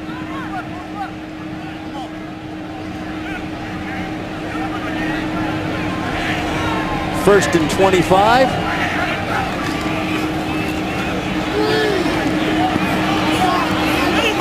Sets up the screen to Ronnie Brown. Not much there. It'll bring up another long down situation, long distance situation for the Eagles, Brian. You know, Tolly, there is a rule change in the NFL this year that does affect quarterbacks. There is no longer a 3rd quarterback rule. So you can activate all 3 quarterbacks. You can dress 46 and 3 of them can be quarterbacks. Before, one had to be inactive and, he couldn't, if he went in the game, nobody else could go in before the 4th quarter. All that stuff's all over. So, it'll be interesting to see the development of Vince Young, if Mike Kafka is a guy that the Eagles are more comfortable with, if something happens to Mike, or if it's Vince Young right here. But all these reps are important to Vince in his development. 2nd and 25, and nice pickup there by Ronnie Brown, and more laundry.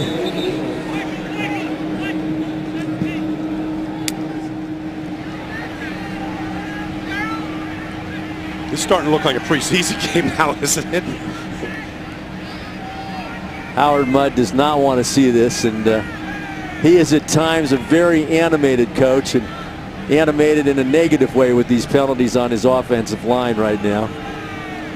He's been, as a player and as coach, he's been involved in this game for almost 50 years. Holding, He's seen it, offense number just about 17, anything. 10-yard penalty, 2nd down. You made the point about Vince Young and Mike Kafka both being able to dress, and Andy Reid and Marty Morningwig saying that Mike Kafka is making a real challenge to perhaps be the number 2. But you could obviously then, with the rule change you mentioned, Baldy, you can have them both on the sidelines. And if there were something to happen to Michael Vick, then you have some options there depending on game situation. You could. You could play both of them in certain situations. Gets the ball out to Donald Lee. Mike's, Vince has never played in an offense like this before, where there's just this many reads and all of the protections are on the quarterback and making the adjustments. And, he wants to be coached. He wants to be coached by Marty and Doug Peterson and Andy, coached hard and told when he's done something wrong. He sort of has had free liberty in Tennessee to kind of do it his way. The coach wasn't really in love with him. The owner was. And so now he's really being disciplined for the first time. And if he wants to have an extended career, this development here is going to be important to him. 3rd and 16. Vince Young getting the ball out to Ronnie Brown. Going to be short of the 1st down, bringing up a punting situation for the Philadelphia Eagles. You talked briefly about Steve Smith, and interesting this past week that Joe Banner said he thinks Steve Smith may be ready to play at the beginning of the season. He may not have to stay on that physically unable to perform list where, for instance, Brandon Graham's going to stay and can't come back until week 7. That would be a huge addition to the offense from game 1 on. Yeah, and the thing about, I saw him in practice on Tuesday just afterwards, and he looked great, and he's upbeat. He's happy to be here, and he's a guy that can play inside or outside. I mean, he's got a lot of versatility to him. Chaz Henry with yet another punt. Yet another fumble and yet another penalty flag. Eagles got the ball. We'll see exactly what's going to go on here with the flag, but if it is not against the Eagles, Clay Harbor may have himself a fumble recovery. Third big play by the special teams tonight, and that's just good hustle down the field. During the kick, holding, receiving team, number 32. Penalties decline. First down. So we take a look at it again, and the heads-up play by tight end Clay Harbor on the special teams. Eagles will have it when we come back. Clay Harbor is a tight end, is a guy who was drafted a year ago, came out with some really, really high marks from his career at Missouri State, not a big football power that we normally talk about. But now when you go out and you get a guy like a Donald Lee, who has a Super Bowl ring from the Green Bay Packers, that's the kind of play Clay Harbor needs to make on special teams to keep making his roster case. Well, the thing is, Dolly, he's a rookie last year. He comes in, he gets some playing time. Most guys coming into the league, the biggest jump they make is between the first and second year. And none of these rookies a year ago had the off season to really develop. And so it's really kind of held a lot of the development back in this league, guys that were a rookie a year ago. Dion Lewis out of Pitt, just like LaShawn McCoy. Maybe a quarter of an inch on the carry right there. But as we said to Howie Roseman, there's a guy who gained 2,860 yards combined as a freshman and a sophomore at Pitt. Those are impressive numbers, Brian. They were, and he was a much better freshman than he was a sophomore. They had a lot of injuries in the offensive line a year ago at Pitt. But, you know, LaShawn handed off the baton to Dion Lewis. He took it. He had 2 great years with him, and now he's here with his good buddy LaShawn McCoy. It's nice to have a guy that you know and are friendly with to learn from. 2nd and 10. Vince Young complete. And he had a nice snap on that ball, getting it out to Sonoris Moss, who will probably make this squad if he does make it as the punt returner we've seen here tonight. But again, you make your case where you can't. Well, if you're thinking that the last name is familiar, he's Santana Moss's younger brother. And he's been in the league for 5 years, but he's had a lot of injuries in New York. He's had hamstring issues. He's been on injured reserve. You know, he's been healthy throughout training camp, and he's finally getting a chance with the condition of Jeremy Macklin to get a lot of reps here on offense. 3rd down and 3 for the Eagles, operating at the 10-yard line of the Browns. Comes the blitz. And there goes Vince Young. Just like the first touchdown by Michael Vick, he still has the wheels, and that is very encouraging for Andy Reid. That was a replay. It was. Right there. Same corner, same end zone, same pylon, and running away from the same defense. But look, this is what Vince Young can bring to an offense. He can bring that type of excitement. He can get outside the pocket and create some plays. And look, he's got a skill set that not many guys in this league has. He just needs to really learn the mechanics of throwing the football better to become a better quarterback. Everything but the wave Michael Vick had on his. Plenty of hugs, though, for Mike Vick's backup. Vince Young going in the end zone. Alex Henry down the middle once again, and your Philadelphia Eagles up 24-0 on the Cleveland Browns. There was the Vick wave. This is not a replay. This is number 9, Vince Young. Eagles up big. The official sporting goods retailer of the Philadelphia Eagles, Sports Authority. All things sporting good. Don Tollison, Brian Ballmer, Hugh Douglas, Jeff Skaversky at Lincoln Financial Field. 4:06 to go in the 3rd quarter. 24-0. Vince Young and the Philadelphia Eagles up on the visiting Browns. Armand Smith on the return of the Alex Henry kick. Gets it out short of the 20-yard line for the Philadelphia Eagles. More special teams coverage there from Jamar Adams. Now available to host your special event. Looking for a great place to entertain your clients, host an expo, staff outing, holiday party, or even a wedding? Well, book your next meeting or special event in one of our exclusive spaces and amaze your clients. Visit PhiladelphiaEagles.com for more information. Got a little bit more rain, now a little bit less rain, so hopefully it'll hold off for the rest of the evening. And look who's out there playing late in the 3rd quarter.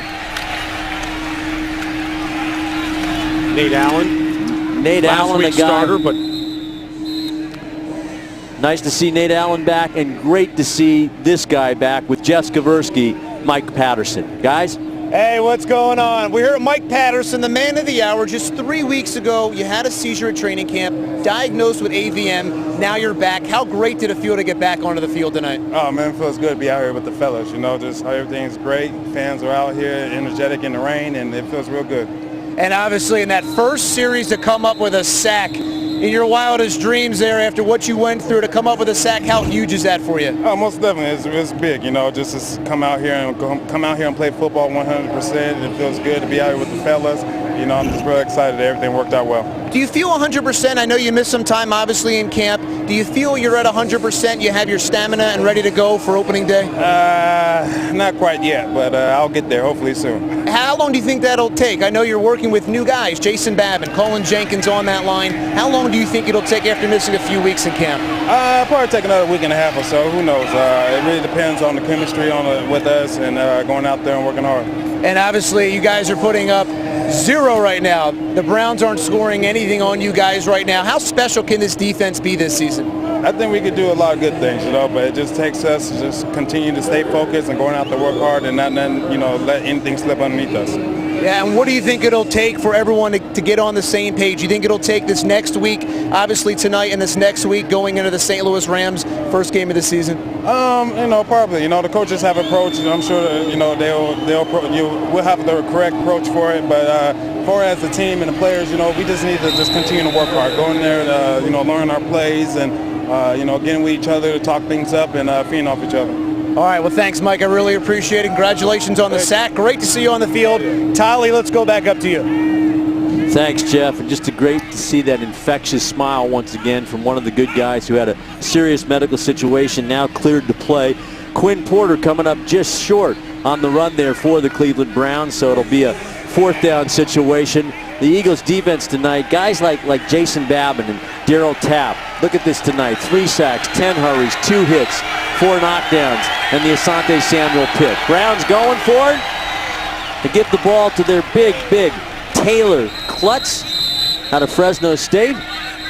And it looks like he will have a first down. Of course, Mike Patterson was diagnosed after the seizure with an arteriovenous malformation called AVM.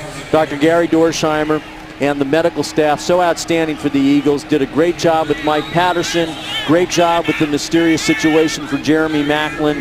Patterson may need brain surgery after the season. It involves the blood vessels, AVM, in the brain, but he's taking anti-seizure medicine, and you can just tell how happy he is to be back, Baldy. Defensive linemen aren't supposed to be that happy, Tolly. They're supposed to be a little cranky and a little bit more miserable than that. But I understand the situation where you get football taken away from you and you're not sure and you're back. That's cause for celebration.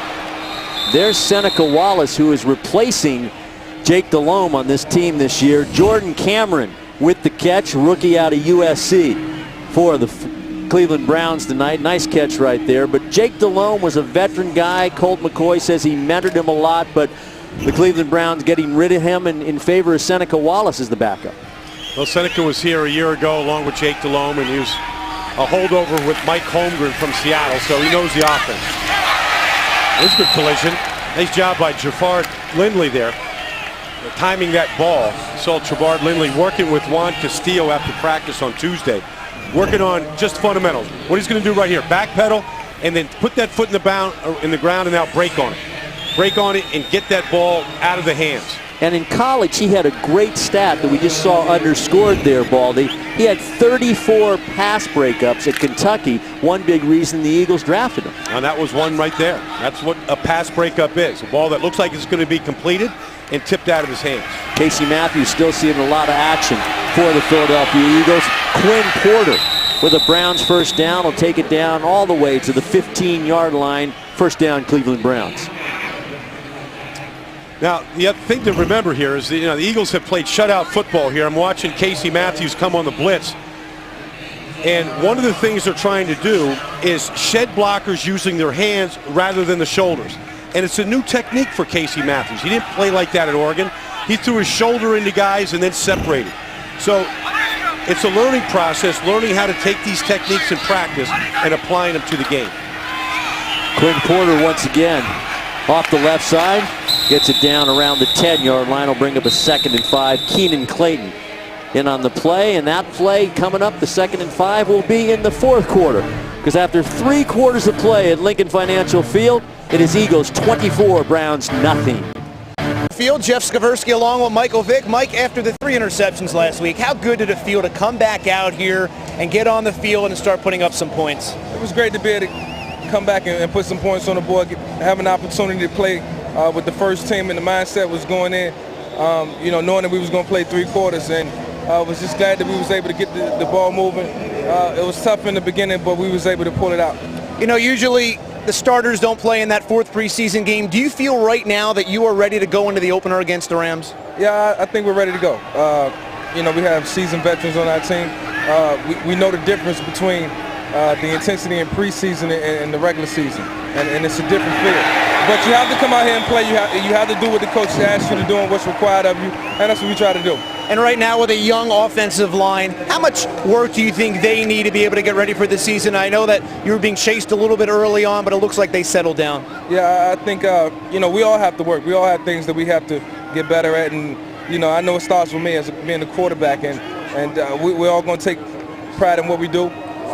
Try to be the best at what we do, and, just try to make sure that when we step out on this field, we're ready. All right, Mike Vick, thanks for joining us. Tolly, back to you upstairs. Thanks, Jeff. Derek Landry with the sack on the last play, bringing up now a 3rd and 12 for Seneca Wallace and the Browns, and they'll take a timeout to talk about it. But you talked about it early on, Baldy. Casey Matthews still out there, still learning. Eagles up 24. He's getting better. Enthusiasm that sacks bring to defensive linemen. It's a chance for their personality to get unleashed. He was crawling his way back to South Bend, the former Golden Domer there. 3rd and 12 for Seneca Wallace and the Browns. Here he comes. Into the end zone, the deflection, and Smith with the catch for a Cleveland Browns touchdown. So Alex Smith, who was a tight end briefly with the Eagles, had some good years in Tampa Bay, but watch this bounce. Oh, wow. That looks like one of those plays that you lose a game on, like a Hail Mary where the ball gets tipped up. Stanford grad there, Alex Smith, comes up with the deflection, the old tip drill, and this is going to get challenged by Andy Reid. Says he was out of bounds. Yeah, was Alex Smith, did he go? He can't be the first. You cannot challenge a touchdown, we're being told, anymore, because every scoring play is already being reviewed. Well, Andy wants to have Mr. McCauley review this. Yeah. Unsportsmanlike conduct on the defense was a scoring play and can only be reviewed by the booth. When the coach challenges, that's a 15-yard unsportsmanlike conduct penalty. The play cannot be reviewed at this point. Touchdown counts. Well, the booth review has to review that to see if his foot actually went out of bounds. Andy's just kind of doing his job here. I mean, he's out of bounds there. They have to see that in the booth. Right there, he's on the white stripe. You can't be the first one in bounds to then touch the ball, catch it. It's an illegal touch. But is Terry McCauley saying that if you have that unsportsmanlike by throwing the challenge flag, then they don't have a booth review? I mean, that seemed to be what he was saying. No.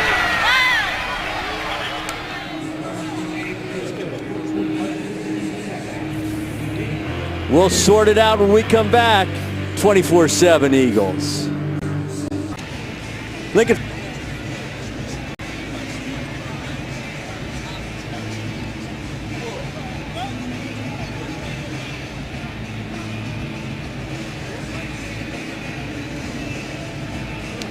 Lincoln Financial Field was recently named by Sports Pro magazine as one of the top 10 stadiums in the world.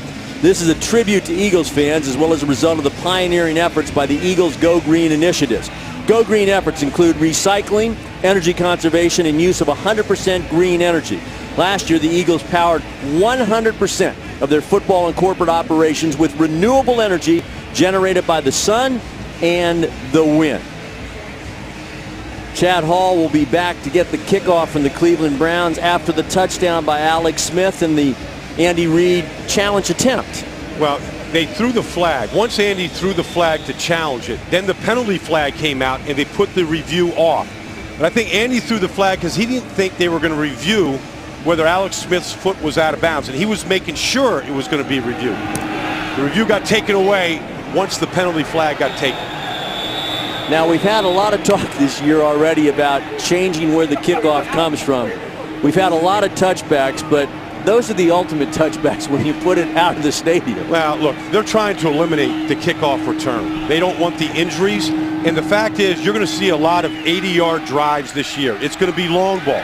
If I was Andy Reid and I won the toss, I would kick off and put my defense on the field and make them go 80 yards, stop them, and maybe get the ball in better field position. I don't think I would ever take the ball if I won the toss this year.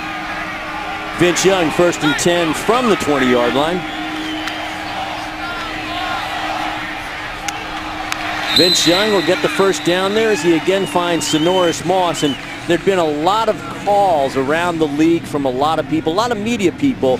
Why can't that rule be revisited? And Rich McKay from the competition committee saying it's staying at least for this season. Yeah, I mean, Bill Belichick is out against the rule. Jack Del Rio voted against it. Andy Reid in our meeting said the other day he was looking at the statistics. 70% of the kickoffs have resulted in touchbacks so far this preseason. Another first down on the Young to Moss connection.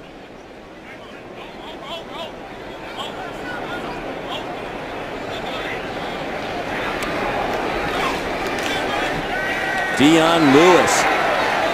He is very quick. In that same meeting, Baldy, we asked Andy about Dion Lewis, and the name Brian Westbrook came up.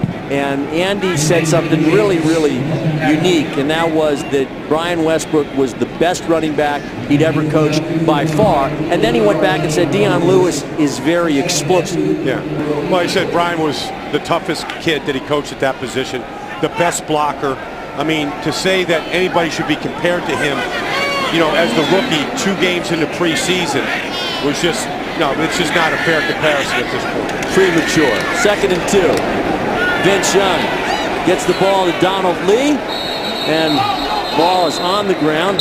See if the whiff was blown. And it looks like it has, and it'll be another Eagles first down. He also pointed out that B. West was one of the smartest players he ever coached. Yeah. And I just want to clear what happened there up on the flag. All scoring plays are going to be reviewed by the booth. And so you throw the challenge flag, that immediately puts the 15-yard penalty down, and then nothing can be reviewed at that point. So it's a learning process for everybody here with a lot of the new rules that have been instituted this offseason. Mike McGlynn at center, snaps it to Vince Young. Dion Lewis, and there's that explosiveness for an Eagles first down. Good job running behind the left side of that line. You got Mike McGlynn at center right now. The 3rd center they've used tonight. You can see this guy is shifty. His eyes are up, his head is up, and all good backs, you know, they run with their eyes. It's the vision that takes him to the hole, and he's got that lateral cutting ability to make people miss in a tight spot. Dion Lewis at 5'8" can hide behind some of those wide bodies and those tall bodies at times. Cuts it back after the slip and gets back to the line of scrimmage. One of the guys that's out there right now at left guard is their 5th round draft pick from Iowa, Julian Vandervelde. And this guy runs all the techniques properly. And he's a guy that they're high on, that has played very well last week against Pittsburgh. He's actually a right guard right now. And so he's a guy that, and then Reggie Wells at right tackle right now is a guy that they just signed off the street. A guy that was here, was in Arizona, and is competing at that right tackle spot right now. 2nd and 10 for the Eagles after no gain on the Lewis carry.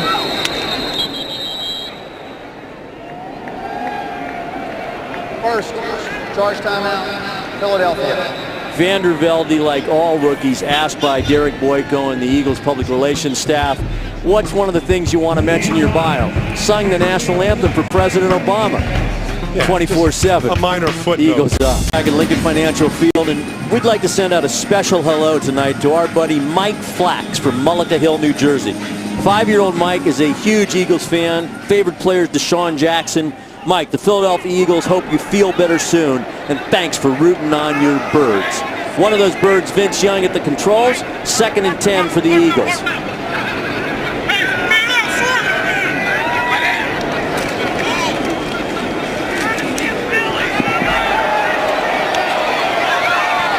Vince Young was going deep for Johnny Lee Higgins. And he was a little surprised by the snap there, but he held on, Brian. Yeah, well, Higgins broke off his route. I think Vince was wondering why he just didn't continue on the go route. That's why the ball was overthrown. Just trying to build some timing with some of these receivers right now. Vince Young completed his first 6 passes since coming on for Mike Vick, and he's 8 of 11 overall. Vince in that position in this offense, much like Mike Vick was 2 years ago when he got signed here and Donovan McNabb was running the ship. Vince Young stepping up, and there's that escapability. Going to be just short of the first down.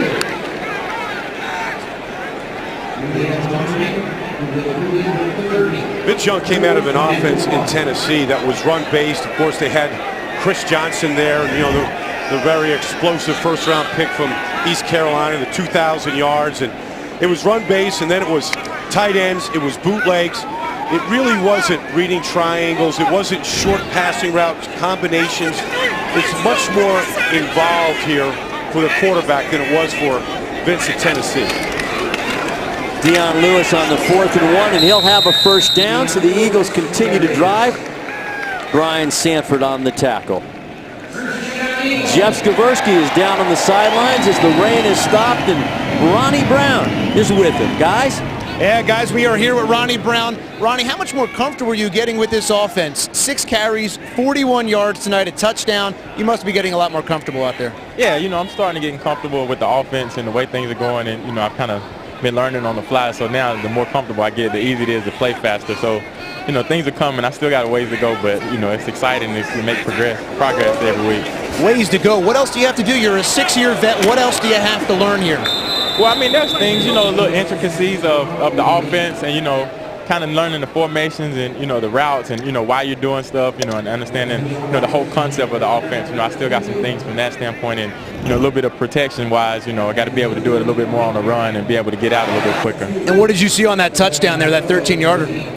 Touchdown. That was it. You know, you get closer to the goal line, you want to try to make sure you get in because the closer you get, the harder it is to get in there. You know, being a new guy, do you almost feel like a rookie again? Yeah, you know, the way things were, you know, how fast things have, you know, gone and, you know, going into camp and not having a lot of time to kind of learn the offense and, you know, get to know everybody, get to know the playbook. So, you know, it's been a lot in a little bit of time, but, you know, the good part about it, you know, we're in camp mode, so you get a chance to, you know, build that team camaraderie and, you know, at the same time learn how things are going as far as around the facility and, you know, the organization.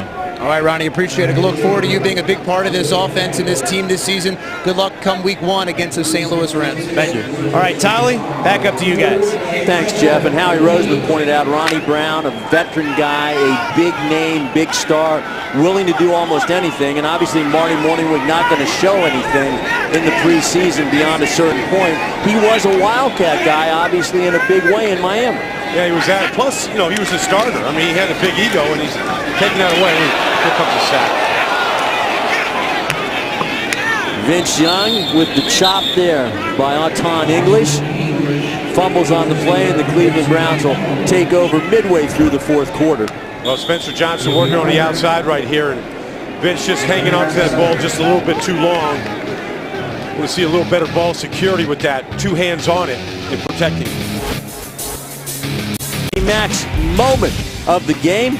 Early on in the football game, a big break for the Eagles, and snapper John Dorenbos, the long snapper, takes advantage, sets up the Ronnie Brown touchdown, and Jason Kelsey, the starter at center, is a rookie with a very nice block on that play. As we see Michael Vick and Vince Young both over on the sidelines now as the Eagles defense has to take over. Yeah, there are too many grass stains on the back of Mike Vick's jersey here, I think, for anybody to feel real comfortable about it. But Mike said it was a learning process. They They got some things corrected up front, and that's the big thing is here to learn from the mistakes. But they learned a lot from last week's loss against Pittsburgh. And this defense has done a great job against an improving Cleveland Brown offense. Did a great job of shutting down a powerful Peyton Hillis this evening. New quarterback Jarrett Brown in for the Cleveland Browns. He's going to put it up right away. And he's going to get the first down right away on the pass to L.J. Castile. A couple of younger Eagles defensive backs out there now getting an opportunity to show what they can do. One of them is Curtis Marsh and Jaquan Jarrett out of Temple, who was the 54th overall draft pick. High hopes for him. Hugh Douglas?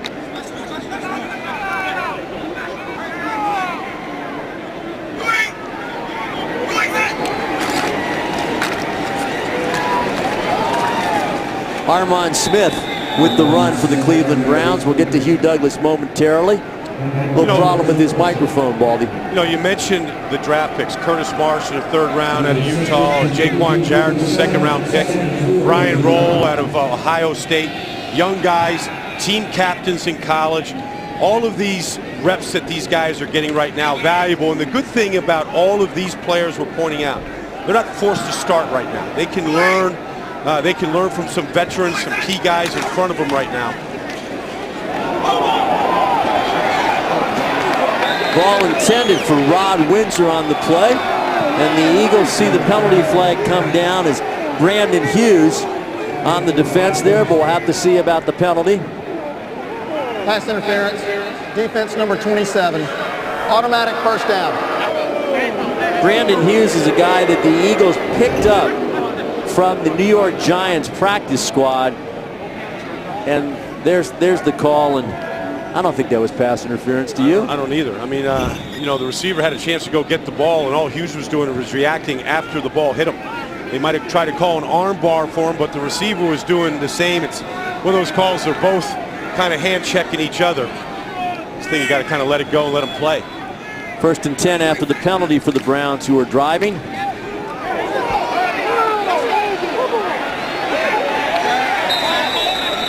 And there we see once again Brian Roll. Nice hustle on the play. You know, getting back to just a moment here with Brandon Hughes, I mentioned Brian, he was picked up from the Giants practice squad. The most important result tonight is we have 6:21 to go. No injuries for the Philadelphia Eagles. And when you consider what has happened to the Giants secondary as they've lost cornerback after cornerback, they even this week had Lito Shepherd in for a tryout. Yeah. Well, they lost Prince Amukamara, their 1st round pick, to a broken foot earlier in the year. Lost Terrell Thomas, their leading tackler last year, to a torn ACL last week, right at the end of the 1st half. Rod Windsor with another catch, getting close to the first down for the Cleveland Browns. Of course, next week on the Eagles Television Network, we'll be at the home of the New York Giants as well as the New York Jets to close out the preseason against the always interesting Rex Ryan and the Jets. Well, and they'll face the Jets later in the year in December. You know, so I don't think either team will show much. We'll probably see a lot of the same guys that we're watching right now. Phillip Hunt, Jaquan Jarrett, I think around the league. This was the dress rehearsal, and not many starters will play next week.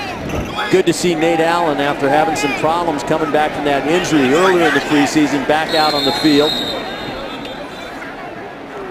False start, offense number 74. 5-yard penalty, 3rd down. You know, looking around the league here, though, Tolly, you know, the first 2 weeks of preseason, I thought with the loss of the offseason and the no OTAs and all the new players that have come into every roster, I thought the level of play around the league has been pretty good. I mean, I can't really tell that there hasn't been an offseason in a lot of places. Now, Mike, you know, wants to see protection shored up a little bit. But, you know, the fact that these guys didn't get any opportunities to throw to the receivers, to work with the offensive linemen, the OTAs, the things where you do a lot of the studying, it's been a pretty good level of play. Jarrett Brown running out of the pressure and making like Michael Vick and Vince Young. Phillip Hunt in on the play. We keep mentioning his name. Brown's first down. Yeah, we do. Phillip Hunt keeps showing up. I mean, you know, he was a guy that came out of the Canadian Football League, led the league in sacks a year ago in Winnipeg. And look, the leading sacker in the Canadian Football League 3 years ago was in the Pro Bowl last year for the Miami Dolphins and Cameron Wake. Got to give these guys a chance to play. 1st and 10 for the Browns, driving into the red zone. Armand Smith takes it down inside the 15. And there's Nate Allen in on the stop. Nate Allen had an excellent, in my estimation, rookie season, because to come on and be asked to do as much as he did, but when you have that kind of knee surgery, it's difficult to come back at anything close to 100%. Let me tell you something. He had 3 interceptions early in the year. He played the ball well in the air. But like all rookies, I mean, it's a long season. The injury caught up to him. But in this league, you better have 4 good safeties. You're gonna play a lot of safeties, especially in this defense where they're making a lot of tackles. Play fake. Ball out to L.J. Castillo. And he will be marked with another Cleveland Browns first down as Jared Brown, the young man out of West Virginia, doing a nice job here directing the offense as the 3rd quarterback for the Cleveland Browns. Still down 24-7 here late in the 4th quarter at Lincoln Financial Field.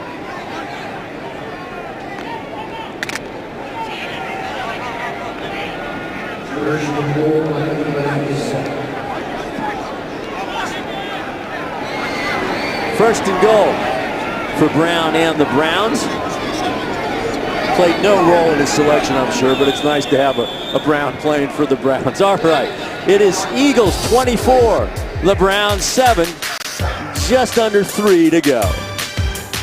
Hey, Eagles fans, carry out a large one-topping pizza for only $7.99. That's a large Papa John's pizza with your choice of one topping for only $7.99. Carry out only. Don Tollefson, Brian Baldinger, Hugh Douglas, Jeff Skversky at Lincoln Financial Field on an overall solid night for the Philadelphia Eagles, who lead the Cleveland Browns 24-7. You look at the yardage totals, and the Browns under. Jared Brown adding to their totals here late in the game. Nice job running the football by the Eagles. Good runs, touchdown runs by Vince Young and Mike Vick helping that cause. Keem Jordan calling the signals right now for the defense. Of course, Casey Matthews took on that responsibility for most of the game and did very well. As we look at a nice shot here, because you have one of the young guys in Danny Watkins being mentored by veteran center Jamal Jackson. It's the best way to be taught. A guy that's been there and been through it, been a rookie.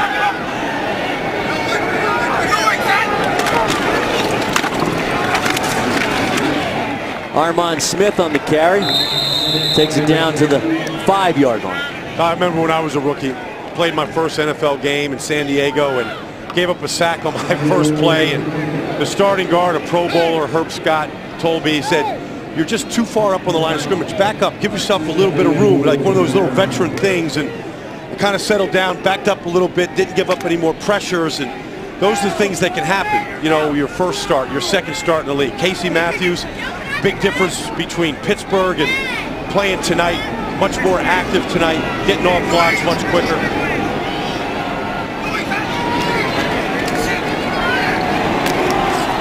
And they get the ball to a big target. That is Chris Matthews at 6'5" out of Kentucky. So Jared Brown, not quite as famous to have that last name in Brown's history as one Jim Brown, does get the touchdown though. And this is just basically low post basketball. Just putting Trevard Lindley on his hip and on his back and just screening him off here. And that's why those big receivers like that, 6'4", 6'5", the Plaxico Burris's of the world, wearing Plaxico's number 17. That's where they get the advantage of using that big body. Phil Dawson, the veteran, on to try and get the Browns' 14th point of the evening. And he does so. So the Cleveland Browns cut the advantage to 10 points. We'll be back with the last 157 right after this. Tonight's game versus the Cleveland Browns is presented by 7-Eleven, proud partner of the Philadelphia Eagles. Let's check in with Jeff Skversky. He's with Casey Matthews. All right, thanks, guys. Casey, how much more comfortable did you feel tonight? 5 tackles, a couple up front. That's 5? Up to 5, that's what I saw. I felt a lot more comfortable out here tonight. Obviously, last week was really my first, action. And again, just being out here, even with the rest in practice, everything seemed to slow down. And, we're coming together as a team. And I think, we're looking forward to whoever comes next and just keep, bonding and molding together. Defensive coordinator Juan Castillo says it's going to take time. You're a young linebacker group. Do you feel like you're learning more and more each week? Definitely. The rookies at linebacker have only been together, I think it's going on 4 weeks now, but we're still a new scheme. So, we've only been learning this for 4 weeks, and we're still getting it down. Again, we're feeling more comfortable, and we're talking about how young we are, but we're coming along, and we're pretty confident in the season. Well, your dad, who is here tonight, Casey Jr., Clay Jr., that is, must be very proud of you tonight. You have a whole family member, tons of them, so I got a little confused. But your family must be very proud of you. Good luck going into this season. Tolly, back upstairs to you. Thanks very much, Jeff. Another Jeff Wolford, is the kickoff specialist for the Cleveland Browns. He'll be kicking off after the touchdown. Chad Hall back deep for the Philadelphia Eagles, protected a 10-point lead. Eagles anticipating an onside kick. You got to kind of work on all the parts of the game you can if you get a chance, and Cleveland decides to kick it off. Chad Hall with the touchback. All right, you got the Matthews family, you got the Sharp family, you got the Barber family. We got some families here, but the ultimate family, the brothers Baldy. Good stuff. Yeah, the three of us, man. That was good. Big Rich played, we both played 12 years. Rich and my brother, my youngest brother. We beat up on him a lot when he was younger, so he didn't play as long as we did. We took it out of him a little bit. You've maintained most of the hair that was in that photo from a few years ago. We got a few genetics. So, like, the brain cells are gone, the hair kind of stayed a little bit. But it was fun. I mean, we had 29 years combined. Yep. We talked after every single game, and I finished my career here in Philadelphia. I didn't want to go anywhere else, Todd. I mean, the fans were here. The team was here. I wanted to stay here when I'm finished. Dion Lewis there taking the handoff from Mike Kafka, and we'll have a face mask on the play. Personal foul, grasping face mask, defense number 70, 15-yard penalty, automatic first down. You know, when I was up, I went to try and play for my brother, with my brother up in Buffalo. And that's the first time that I met Juan Castillo. Juan Castillo was the assistant offensive line coach with the Buffalo Bills back in 1992. And he was a minority hire, part of the league, came into the league that way, and he was a grinder then. And 20 years later, here he is as a defensive coordinator, and he's just going to continue to grind. All right. And I had this relationship with Juan now for almost 20 years, and I mean, there's nothing that he won't do to try to make this defense better. 1st and 10, Brian. Mike Kafka again on the handoff to Dion Lewis, and breaks a couple of tackles and enough of them to get another Philadelphia Eagles first down. Eagles up 10. Brian, I just want to take a moment. We're talking about families, to send out our best wishes to the Reed family of Philadelphia. Drexel Reed, one of the most decorated Philadelphia Highway Patrol officers from this police department, back in Frankfurt Hospital and not doing real well. So we want to make sure that Drex and his family, the Reed family, know we're thinking of them tonight. Big Eagles fans and just a great Philadelphia police officer. So our thoughts and prayers are with you tonight, Drexel. As we look at the Eagles bench and we look at the guys on the field, again, that cut down day 9 days away, and you go from 90 to 80 to 53 as we're in the victory formation. You know, in past years, they started with an 80-man roster. They inflated it to 90 this year, anticipating injuries, anticipating the fact that there was no off-season. So 10 more guys on each team this year got an opportunity to try and impress their coaching staff in the 32 different cities, or 32 different teams. We saw King Dunlap there, and in the next couple of weeks, that right tackle situation. Will Ryan Harris be healthy with the back spasms? Will Winston Justice be healthy coming off a knee problem? Right tackle so important with Michael Vick's blindside. No question about it. And it's, you know, one of the positions that has to be really solidified here for Mike Vick to feel comfortable and confident starting the season. Mike Patterson coming back was a big lift. Got himself a sack here tonight. Had the big smile. Brings an infectious attitude, a work attitude to any defense that he would go to. And he, of course, does something that is so important to this defense. He's a big body run stuffer on a team that is going to have, no matter who ends up playing, they're going to have undersized linebackers. Yeah, they are, and he's going to help with those guys. Trent Cole will help coming off the edge. Danny Watkins going up and seeing his former teammate there from Baylor, Phil Taylor, both first-round draft picks, both trying to learn a little bit more about this league. Vince Young, of course, coming in and talking there to another Texas guy, and Colt McCoy. Is Andy Reid, I think, as he walks off the field, has to be pleased with the bounce back in general from last week against the Steelers. Well, the first thing is he's walking in soaked clothing. I mean, there's no poncho for Andy, so that's never a comfortable thing. But yeah, he's got to be pleased with the defensive intensity here tonight, as obviously they were under the microscope and they came up and played very well. Nnamdi, blanketing the receivers on the outside. Not a lot of opportunities for Colt McCoy to go down the field. All the talk about having the three big-name, very accomplished quarterbacks. Do you think that Juan Castillo, he's been asked so many times, well, how do you want to use him? How do you want to use him? Perhaps you're waiting until September 11th in St. Louis to really show anybody how you will use them in the regular season. Well, I mean, I think Nnamdi can go inside. He can match up with the bigger receivers in this league, the Larry Fitzgeralds of the world, the Plexico Burrises. Wherever they may go, he may follow them. Asante with an interception tonight, continuing his playmaker's ways. We've seen him at safety in this preseason in certain formations. Dominic Rodgers-Cromartie, tremendous speed. He could go inside and cover the slot at times. I mean, I think all these guys are going to get an opportunity to play in different parts of the secondary. Michael Vick scoring a touchdown, was able, when he wasn't getting beat up as he was early on, to do some good things. What was your assessment of Vince Young, especially this week with the talk coming from Andy that Mike Kafka's in the running for that number 2 position potentially? How did Vince do in your estimation, Brian? Well, he competed tonight. I mean, he was accurate with the football. He escaped pressure. Here he is getting outside the pocket, using his legs, and kind of in a monsoon downpour there in the third quarter, but his head was up, able to get the ball to extend plays, and then ultimately, what Vince Young has been doing since we watched him at the University of Texas. His stats tonight: 9 for 12, throwing for 58 yards, 4 carries for 24 yards, including the touchdown. Here's a guy, though, who was a big star in this league and apparently is making the necessary adjustment to being a backup, is still a relatively young man. Yeah, he is, and I think he wants to get better. He wants to be coached, and I think he's listening, and I think he's healthy. I mean, he's been nicked up in past years at Tennessee, but he looks very healthy right now.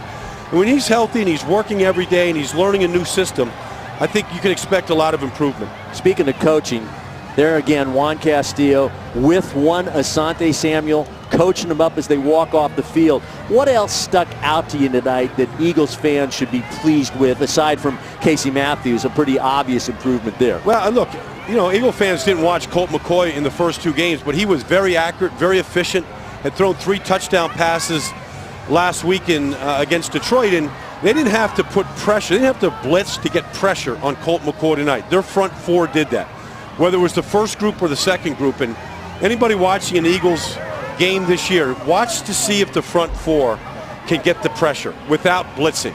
And that's going to be a real key going forward. You got all the packages, but when 4 can get there, you're going to be so much better in the back end. Now, what philosophy do you take into this Jets game? Is there any reason whatsoever, given the lockout, the lack of OTAs, that maybe you play a younger player or 2 who's be asked to start, or do you just sit them all? I wouldn't take any chances. I mean, we talked briefly about the Giants losing some really key players last week. I mean, even Andy told us in a meeting, I want to play my starters a first half or maybe into the third quarter, but I might basically get scared. And all these coaches can't afford to lose a starter, Jason Avant, a slot player in a final preseason game. Well, there's the points off turnovers and the sovereign game stats. Just excellent defensive work and special teams work for the Eagles. So that is going to do it from Lincoln Financial Field. Next Thursday, the Eagles and the Jets here on the Eagles Television Network, taking on Rex Ryan up the Turnpike. Stay tuned for the Action News Sports postgame show. For Jeff Skibowski, Hugh Douglas, and Brian Baldinger, I'm Don Tollefson. Good night from Lincoln Financial Field, where the final score in a bounce-back performance for the Eagles is the Philadelphia Eagles 24, the visiting Cleveland Browns 14.